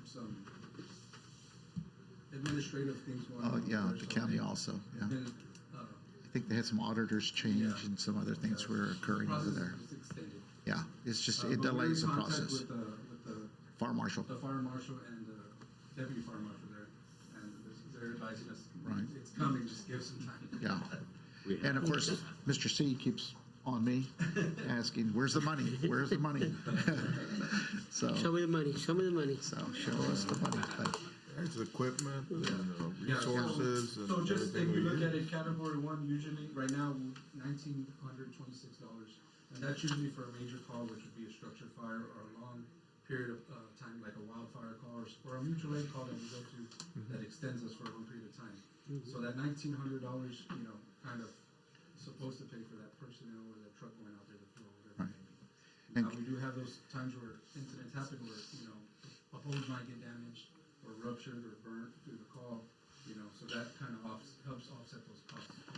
Yeah. We come back to you guys and. Yeah, and more hoses or something. Oh, it's a wear and tear on the vehicles. well, one of the problems that we have is the county does not insure our vehicles when we're in the county. Our vehicles insured by TML for the city of Donna, but when we go outside the county, yes, we still have insurance. But if we damage somebody, say we run over their septic tank and we break the lid, well, we have to pay for it. The city does. Or we knock down their fence and they complain about it and they file the claim, the city has to pay for it. They don't insure us, but yet we have a contract on their behalf. Now, also keep in mind, this is going to be the end of the rural fire contract with the Hidalgo County, ending this 2026 year. They will be moving the funding over to our emergency service districts. And they're going to be doing the funding. And we still don't know yet how it's going to be structured. Are we still going to go by the categories? Or are they just going to pay, here, Donna, you get 200,000 for the year. That's it. The Fire Chiefs Association, we are fighting the county. I had a meeting with a couple of the chiefs this morning. My biggest complaint is, and I'm fighting for the city, is that, again, the three biggest districts that we cover it's Enberg, Alton, and then Donna. And when I have to send a truck to Brooks County, a tanker, the wear and tear, or we send it to the King Ranch, which we have to do, you know, it could sit out there for 2 days running, and it's tearing that truck apart. You know, we get paid just for a grass fire or brush fire. That's it. What is the amount on that? Yeah, we'd have to look it up. It just depends on the time frame as well. Yeah. I know the deputy fire marshal there at the county level, he's real good about working with us and saying, hey, you extended past this time, I'm going to jump it up to category number 1. So that way y'all get a little bit more funding for that call. Another thing that I do is I travel our fire district. Again, like I said, you know, we go to Anderson Road to the river, from Midway to the west to Wayland Road. As you know, we have a lot of new subdivisions. I was out there last week driving that area. I noticed we have 4 brand new subdivisions, brand new. They've already got the streets, they got curbs, lighting. They don't have fire hydrants. So I called the county fire marshal. I says, why? What's going on? Oh, well, they have the money in escrow. Eventually they're going to put them in at a later date. But you know what's going to happen? It's going to fall through the cracks. And yet you're wanting us to provide fire service, but you're only paying me this much. But yet I have to send a tanker and engines and all that out there. It doesn't average out for us. So we're going to be having a meeting, I think, in the next couple of weeks with all the fire chiefs and the counties and the emergency service districts to see how we're going to structure this. So. Thank you, Chief. Okay, thank you. Any questions? Sorry. We're good. Thank you. Thank you, Chief. Thank you, Chief. We go to item E, International Bridge. Dr. Reyna. Yes, Mayor, we've already discussed that item, so there's no new information on the International Bridge. Okay, we go to F, drainage projects. Yes. Dr. Reyna. Yes, we have our director, Mr. Ramirez, is going to give us a presentation and update on the drainage projects, and also Hester as well. Good evening, Mayor and Commissioners, Dr. Reyna. Good evening.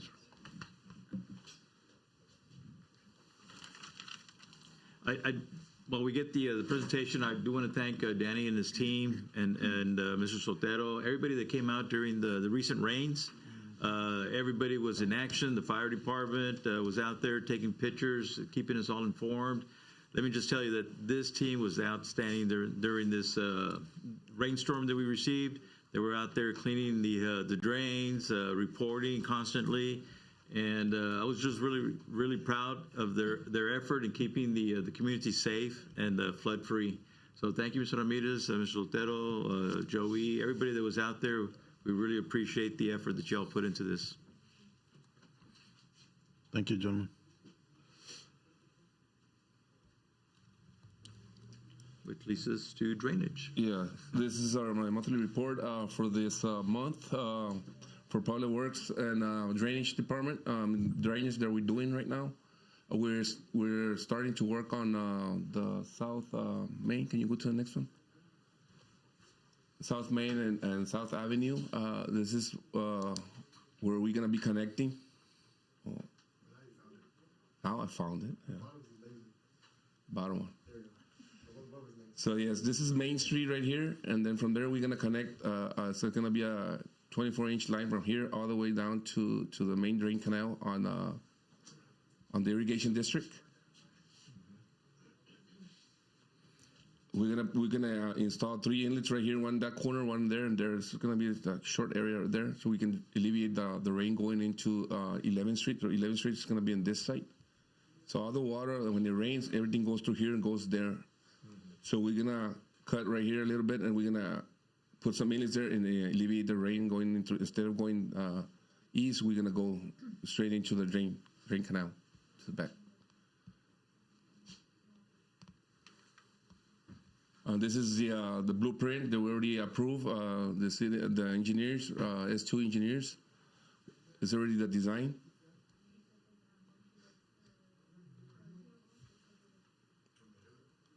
Yeah, it doesn't want to work. This is the area, this is the pictures where we're gonna install it. This is the main street. If you are facing south on Main Street, right here, you're gonna be, one inlet is gonna be there, one over here, and one where the truck is right here. So we're gonna run the water south. This is where the main line is gonna go all the way back towards south to the drain canal. And this is where the walking trail is right here. So we already made contact with the Hidalgo County. So we're gonna be able to cut there. We're gonna have to repair there as soon as we cut, so we can actually have that area ready to be for the citizens can be able to walk through there. Once we have to cut it there and clean it up, make it everything ready to go, so they can actually walk through there again before we start going north on the drainage. Going to Hester. This is a year and I think a year and 2 months work on this project. Finally, we get to the point where we finish already the project.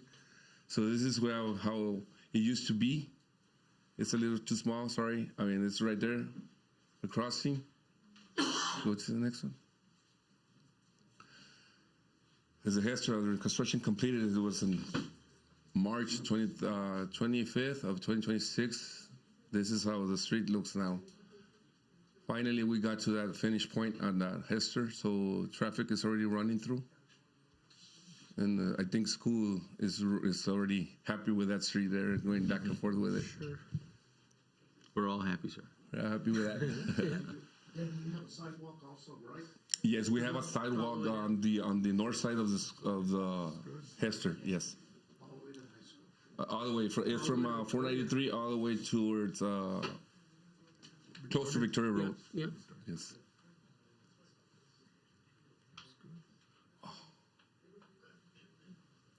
Hester. Those are the speed limits. I think we had issues there that we didn't have no speed limits, and we do have some speed limits. This is going westbound.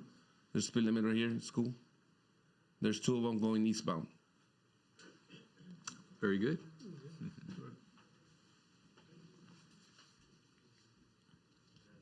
I skipped it. Why? Big fingers. Sorry.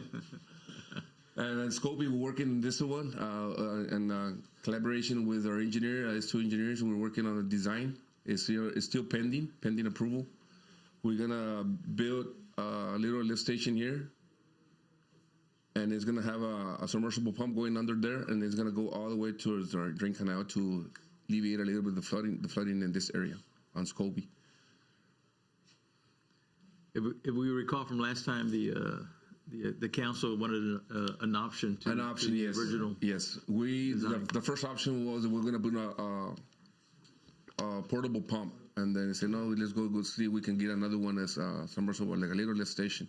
So they're designing a lift station so we can give an option, see what the cost would be in each one.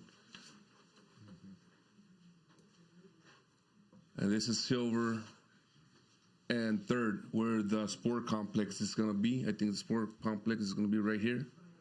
So we have an issue of a flood right here in this area.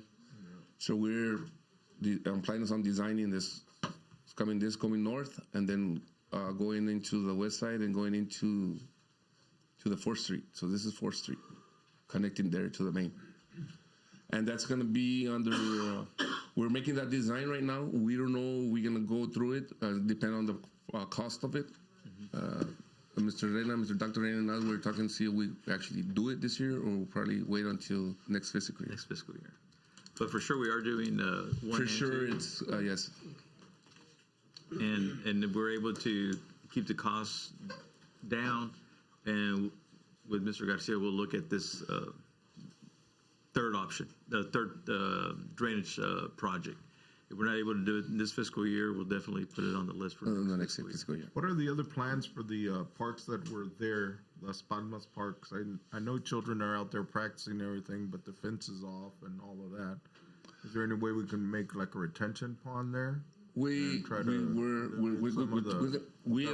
the engineers about it because we were talking about the detention pond and making some soccer fields in the bottom, but the flow is going more south than to the north side. So the detention pond should be built somewhere in this area to be able to alleviate the water there.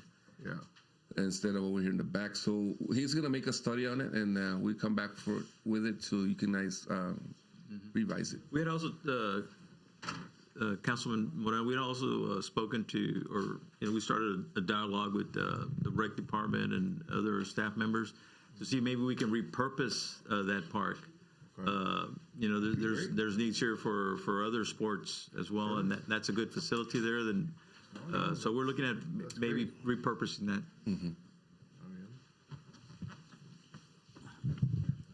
So Donna Sport Complex, this is an update that I'm doing for Public Works. We're already working on there because we're waiting for the approval for the other items for the drainage. So our construction team is already working on the sport complex, trying to go forward on it. And you can see right here is the clearing area that we have, the walking trail. It's already right here. You can see one stake right here and one over here. So it's going to be running through there. Okay. And there's the property next door to the east side. There's the walking trail is going to go through there. This one is the parking lot, the entrance where 3rd and South Avenue connects. That's going to be the middle one where the trees are, the entrance. So we're already working on that. Clearing up that property there. If you guys pass through there, you can actually go and see it the way it's coming out to be. Have any questions? No, you're doing a great job.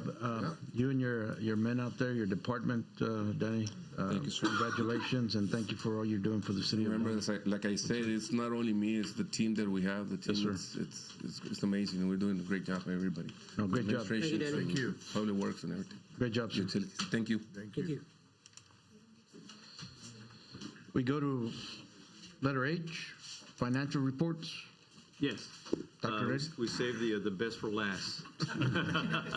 The financial reports. This is something I've discussed with Mr. Garcia. Is that something that we're going to be doing on a monthly basis to provide the information to the council and also to the community, just to keep everybody informed of our financial position. Mr. Garcia. Yeah.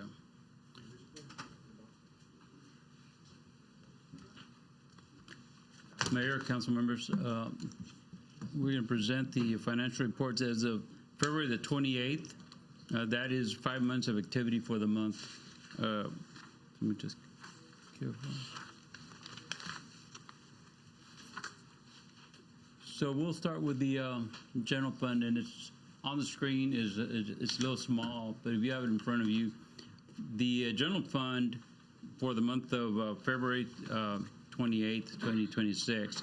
What I like to go over real briefly is kind of guide you through the financial statements. So I like to go off of my indicator is this. So all the numbers on this column here should be at or below this number, or materially not too much above that number.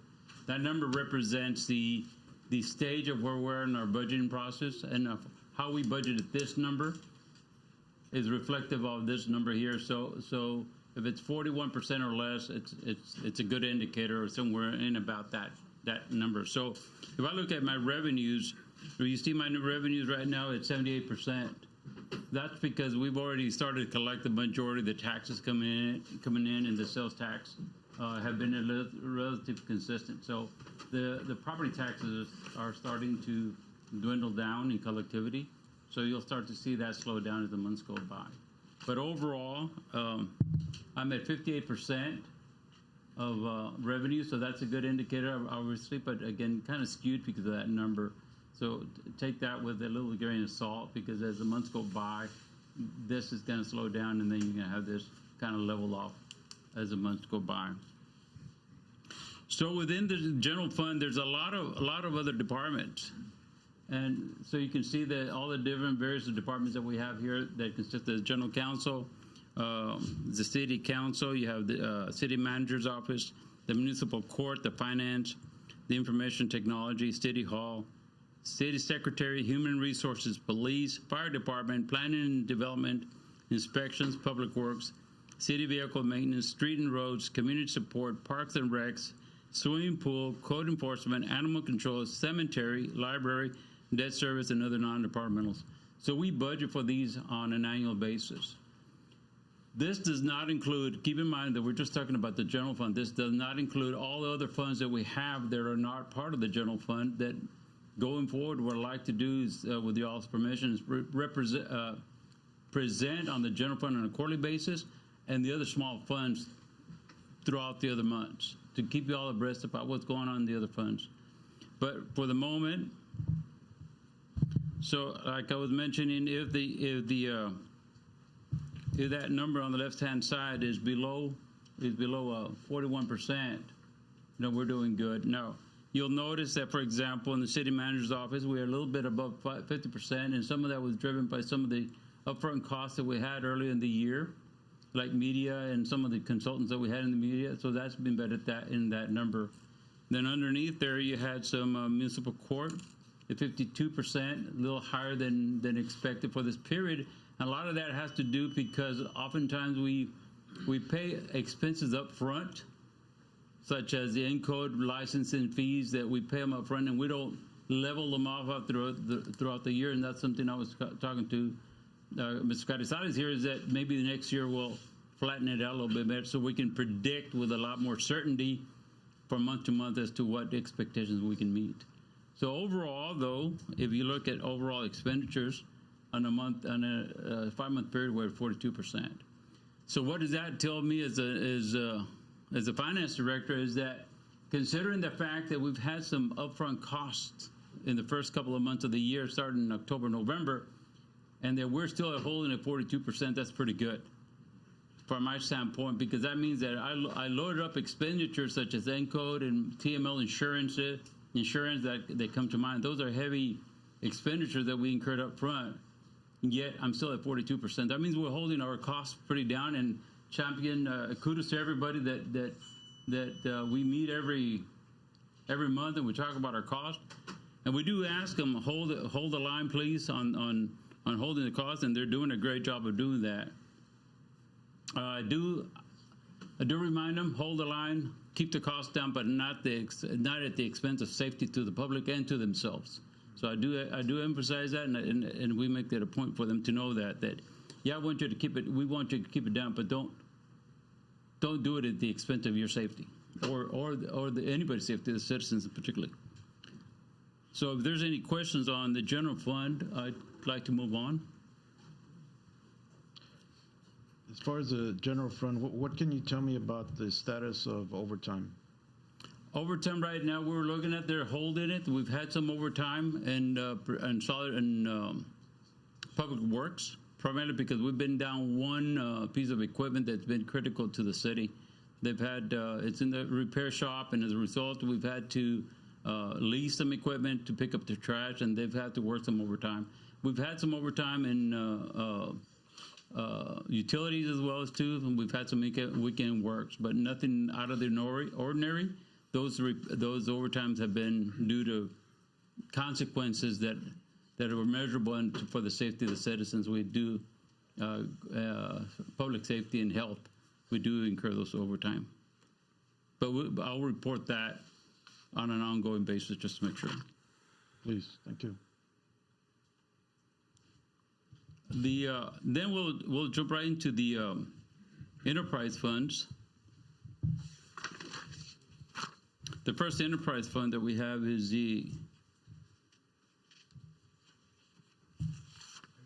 what is that? I can't read that from me. Is that the water utilities? Yep. Okay. Water and sewer. So the water and sewer fund, again, we look at the measurement that we have on our monitor over here at the far end. We should be at 41% or below, but we're at 42%. So that's a good thing that we talk about, that our revenues are pretty much in line of what we expected. And that includes the increase in water rates. Our expenditures, like I said, they're a little high. They're at 48% than expected. But a lot of that has to do, again, with some of the upfront costs that we incurred in the early in the month. And plus, we also paid, as you can see, we paid the debt payment on that. So that's inflating the 48%. So that's causing that, driving that number up. We paid $1.3 million. So that's causing the number to be a little high. As you can see, there's 82% as far as expenditure side.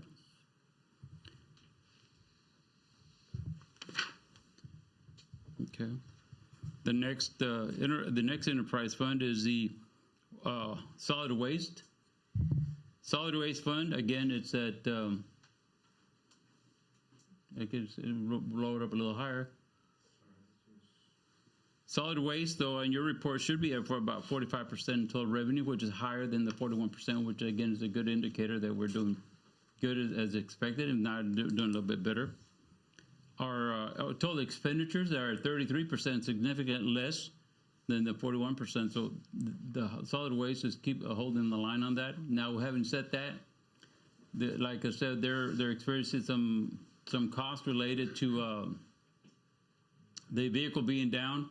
We're having to lease equipment to pick up the trash, and they're incurring some overtime on solid waste.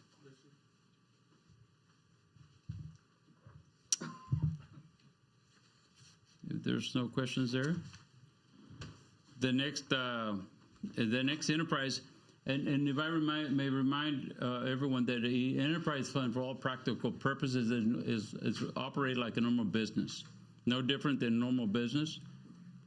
Again, this one is at 45%, the bridge.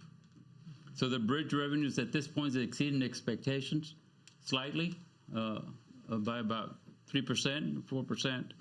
They're, again, very good. Their expenses are holding very well at 25% of total of expenditures. Again, the bridge is holding their own. And I'd just like to add that they also have contribution to the debt service fund about $1 million. So they are helping service the debt by $1 million. That's what's projected. That would summarize the entire the general fund and the 3 enterprise funds that we have. Like I said, there's other funds I'd like to start introducing between quarters, so we can start looking at those other funds as we move along. And then the next report is a summary of all the check registers. These are all the checks that were written in the month of February. There's quite a few of them in there to look at.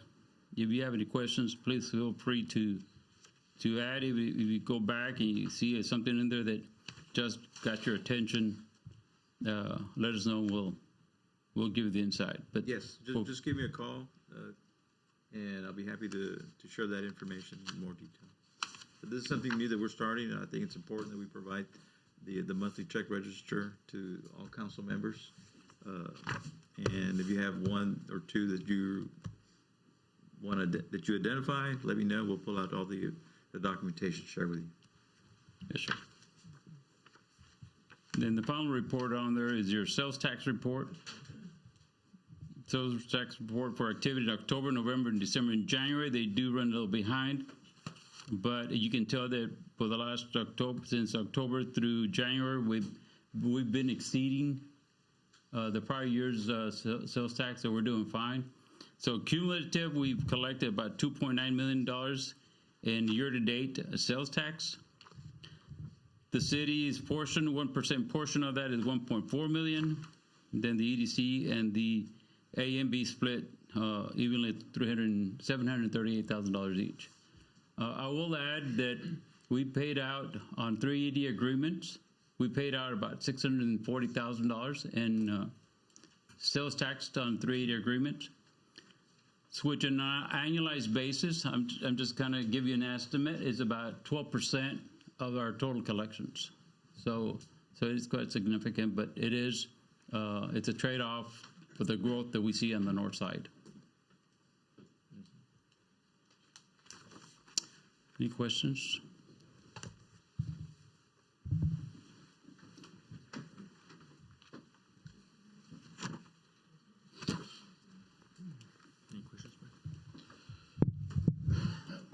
Gentlemen, any questions? Are we good? Thank you. Thank you. Thank you, sir. Thank you, Mr. Garcia.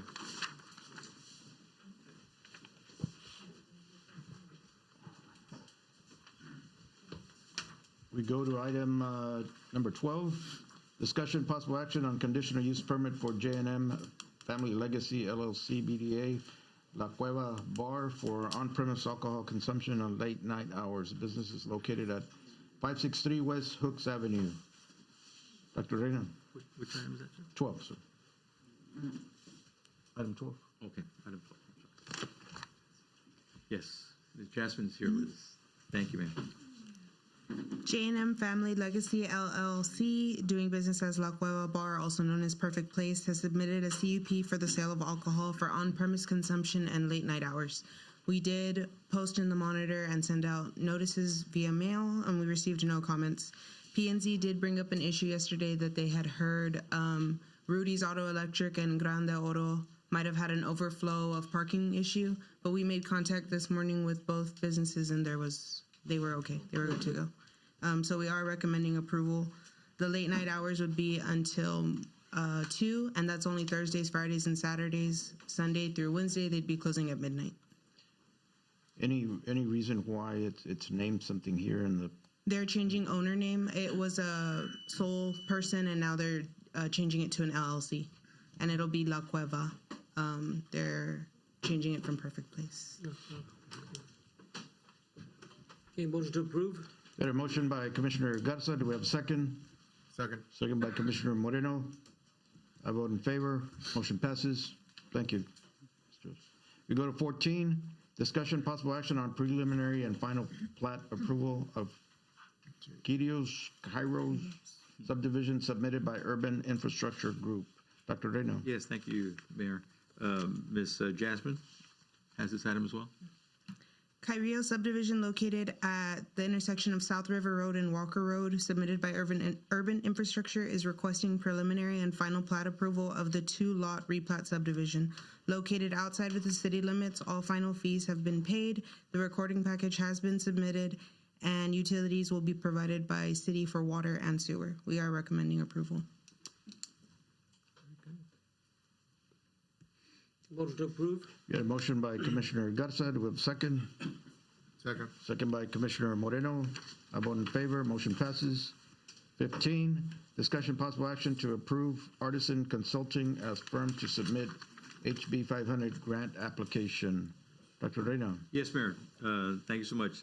This item is for City Commission to consider approval of work order authorization number 2 under the existing professional services agreement with Artisan Consulting, LLC, DBA Artisan Services Group. Work authorization number 2 includes professional services necessary to prepare and submit an application for funding under the Texas Water Development Board, HB 500.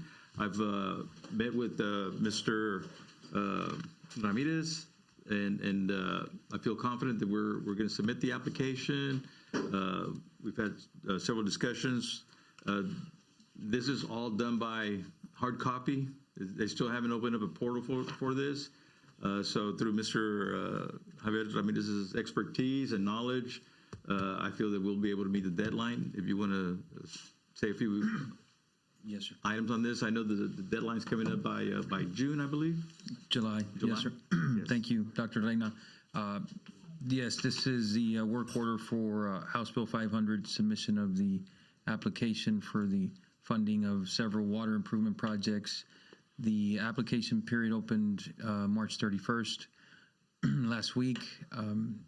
They're due 120 days after that, which is puts us at July 31st. That is the deadline. It's a 100% grant. It's a unique opportunity provided by the Water Development Board. Funding is limited. It's over $1 billion, but everybody in this, in the state. Throw our names in there. Right. And a city like Donna qualifies for up to $15 million of 100% grant monies for water improvement projects, which we've discussed with Dr. Reyna and staff, and we're going to be targeting water plant infrastructure, water meters, and water lines. Yes. 3 major areas. Yes. In as far as the water plant, would we need a feasibility study or anything for that? It's, so the, I guess the way the ranking criteria is going to work, Mayor, is shovel ready. Those are going to get ranked the highest, right? So if you had any plans ready for construction, those are going to rank really high. As you just saw for the wastewater project design and getting to construction, that takes a while. But any information would be good for the water plant portion, for the distribution and water meter. If we needed to, as we continue discussions while we get to the deadline, and we're gonna zero in on a specific project, it may be wise to draw up some plans and say that we have them ready. So we could do that on the water plant project. That takes longer, but any good information, like from a feasibility study, would go a long way. Yes, not that it's required, right? But is it a good idea? You should start the sooner the better. We've talked about capacity at the water plant. So going forward, it's something that you should do as soon as you can. And if you had any information from a study like that, obviously it would serve a good purpose for submitting an application. Thank you, sir. Yes, sir. I know there's a few water meters out there. Have we started, Dr. Donna, have we started meeting with any of these vendors and so forth? We have. Yes, we have. We've met with Mr. Sotero, the staff, so we're ready to move forward. Now we have Mr. Ramirez aboard. I feel confident that we can submit this application and include the three targets, or of course, yes, sir. Water meters, the lines, and the plant. And the plant, the priority. Those are the priorities. Yes, absolutely. Thank you, sir. Appreciate Yes, it. sir. Thank you, Mr. Ramirez. Thank you. Appreciate it. This is an action item. So moved. We had a motion by Commissioner Garza, second by Commissioner Moreno. I vote in favor. Motion passes. We go to 16, discussion possible action on first reading of ordinance 2026-09, adopting the City of Donna Drought Contingency Plan. Dr. Reyna. Yes, we need to have a plan in place, and again, Mr. Ramirez is assisting us with this project. The Texas Water Code and the rules of the Texas Commission on Environmental Quality require all public water systems to adopt and maintain a drought contingency plan. The plan establishes guidelines and response measures for managing water demand during drought conditions and or other water supply emergencies. The purpose of the ordinance is to formally adopt the drought contingency plan for the City of Donna to ensure compliance with state requirements and provide a framework for managing limited water resources during drought conditions. So we've met with, again, Mr. Ramirez. He's providing us the ordinance, and this will be the first reading. We'll come back for the second reading, and then we'll submit it to CEQ. Mr. Ramirez? Yes, sir. Thank you. So you pretty much summed it up, sir, with that description. It's a requirement every 5 years that every city, every utility at a certain population threshold has to update, has to have one and have to update it every 5 years. City of Donna's is up this year, so we've updated it. I guess I was going to say basic stuff, really what a lot of your neighboring utilities do during drought conditions. We, in the industry across the Rio Grande Valley, we base it off the reservoir levels that feed the Rio Grande, where we get most of our surface water, which is Falcon and Amistad. So we go based off the capacity levels of those reservoirs to trigger the actions that we're going to, or the responses that we're going to take as a city, which is cutting back on watering during the day when it's really hot, and I guess allotting those water periods for people to water their lawns during certain days and certain hours, mostly in the evening, and and it varies by the condition of the drought, right? The reservoir levels, or this is also during emergencies. So if you have a plant shut down or that wasn't caused by you, it's in the plan. Those are some of the responses to that you would implement across the city with your residents. This cycle, what did change was the addition of fines if your citizens don't comply with your rules. The TCQ really wanted to see that this time around because it is getting harder and harder with the conditions of our reservoirs, the capacity. So we've had drought contingency plans for a while across the region. Now they want more teeth to it, right? Something that really gets everybody to want to comply with your rules, because it's really important that you have that water to provide at least for the basic needs during these times. Those fines can be up to $500 per incident. Yes. Between $200 and $500, I believe I read it. Yes, I think we started at 50, ended at 400 or somewhere around there.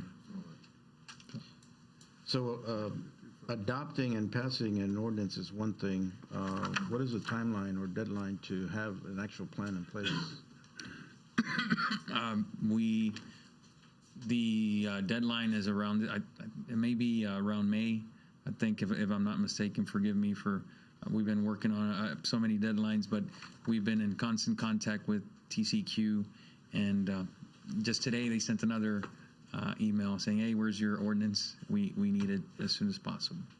So we want to do it as soon as you can, as soon as you're able to. Mayor. Who's on this? Yeah. We have the document. Yes, sir. So, and it's already done, Mr. Ramirez. by the way. Yes. So it's along with your ordinance. It's already drafted.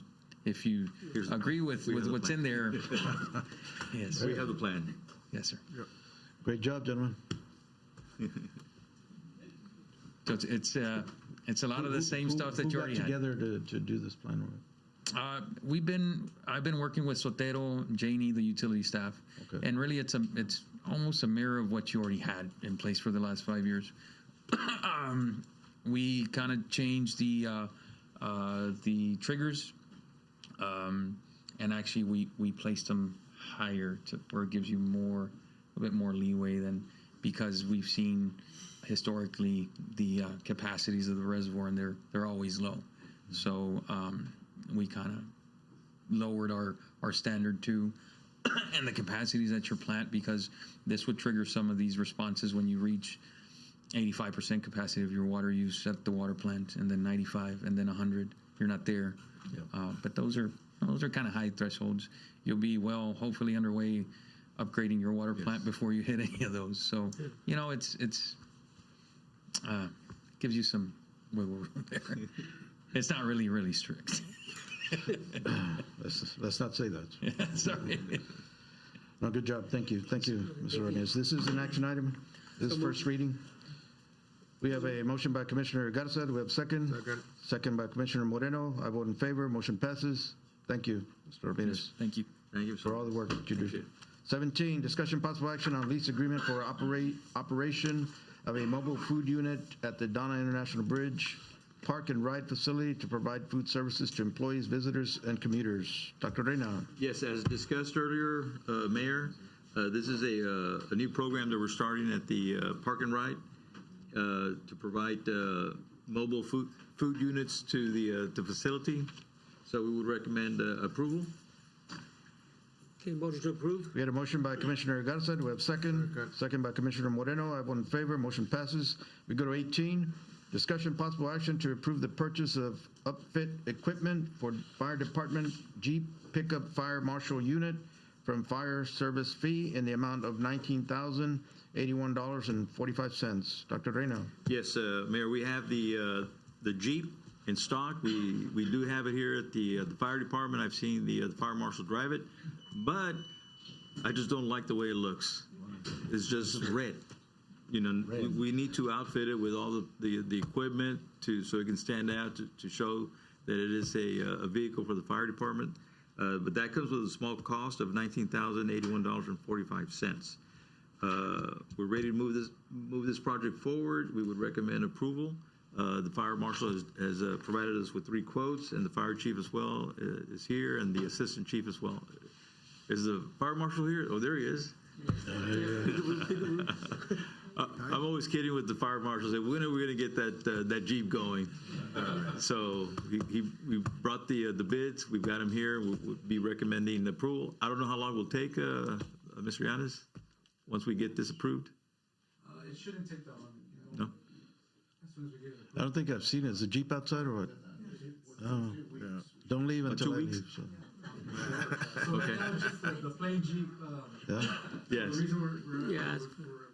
requesting these upfits is because he holds two things. He's not just a fire marshal, he also helps us with suppression. Right. So on the prevention side, and then when we get a call, something major, he responds out there with us and assists.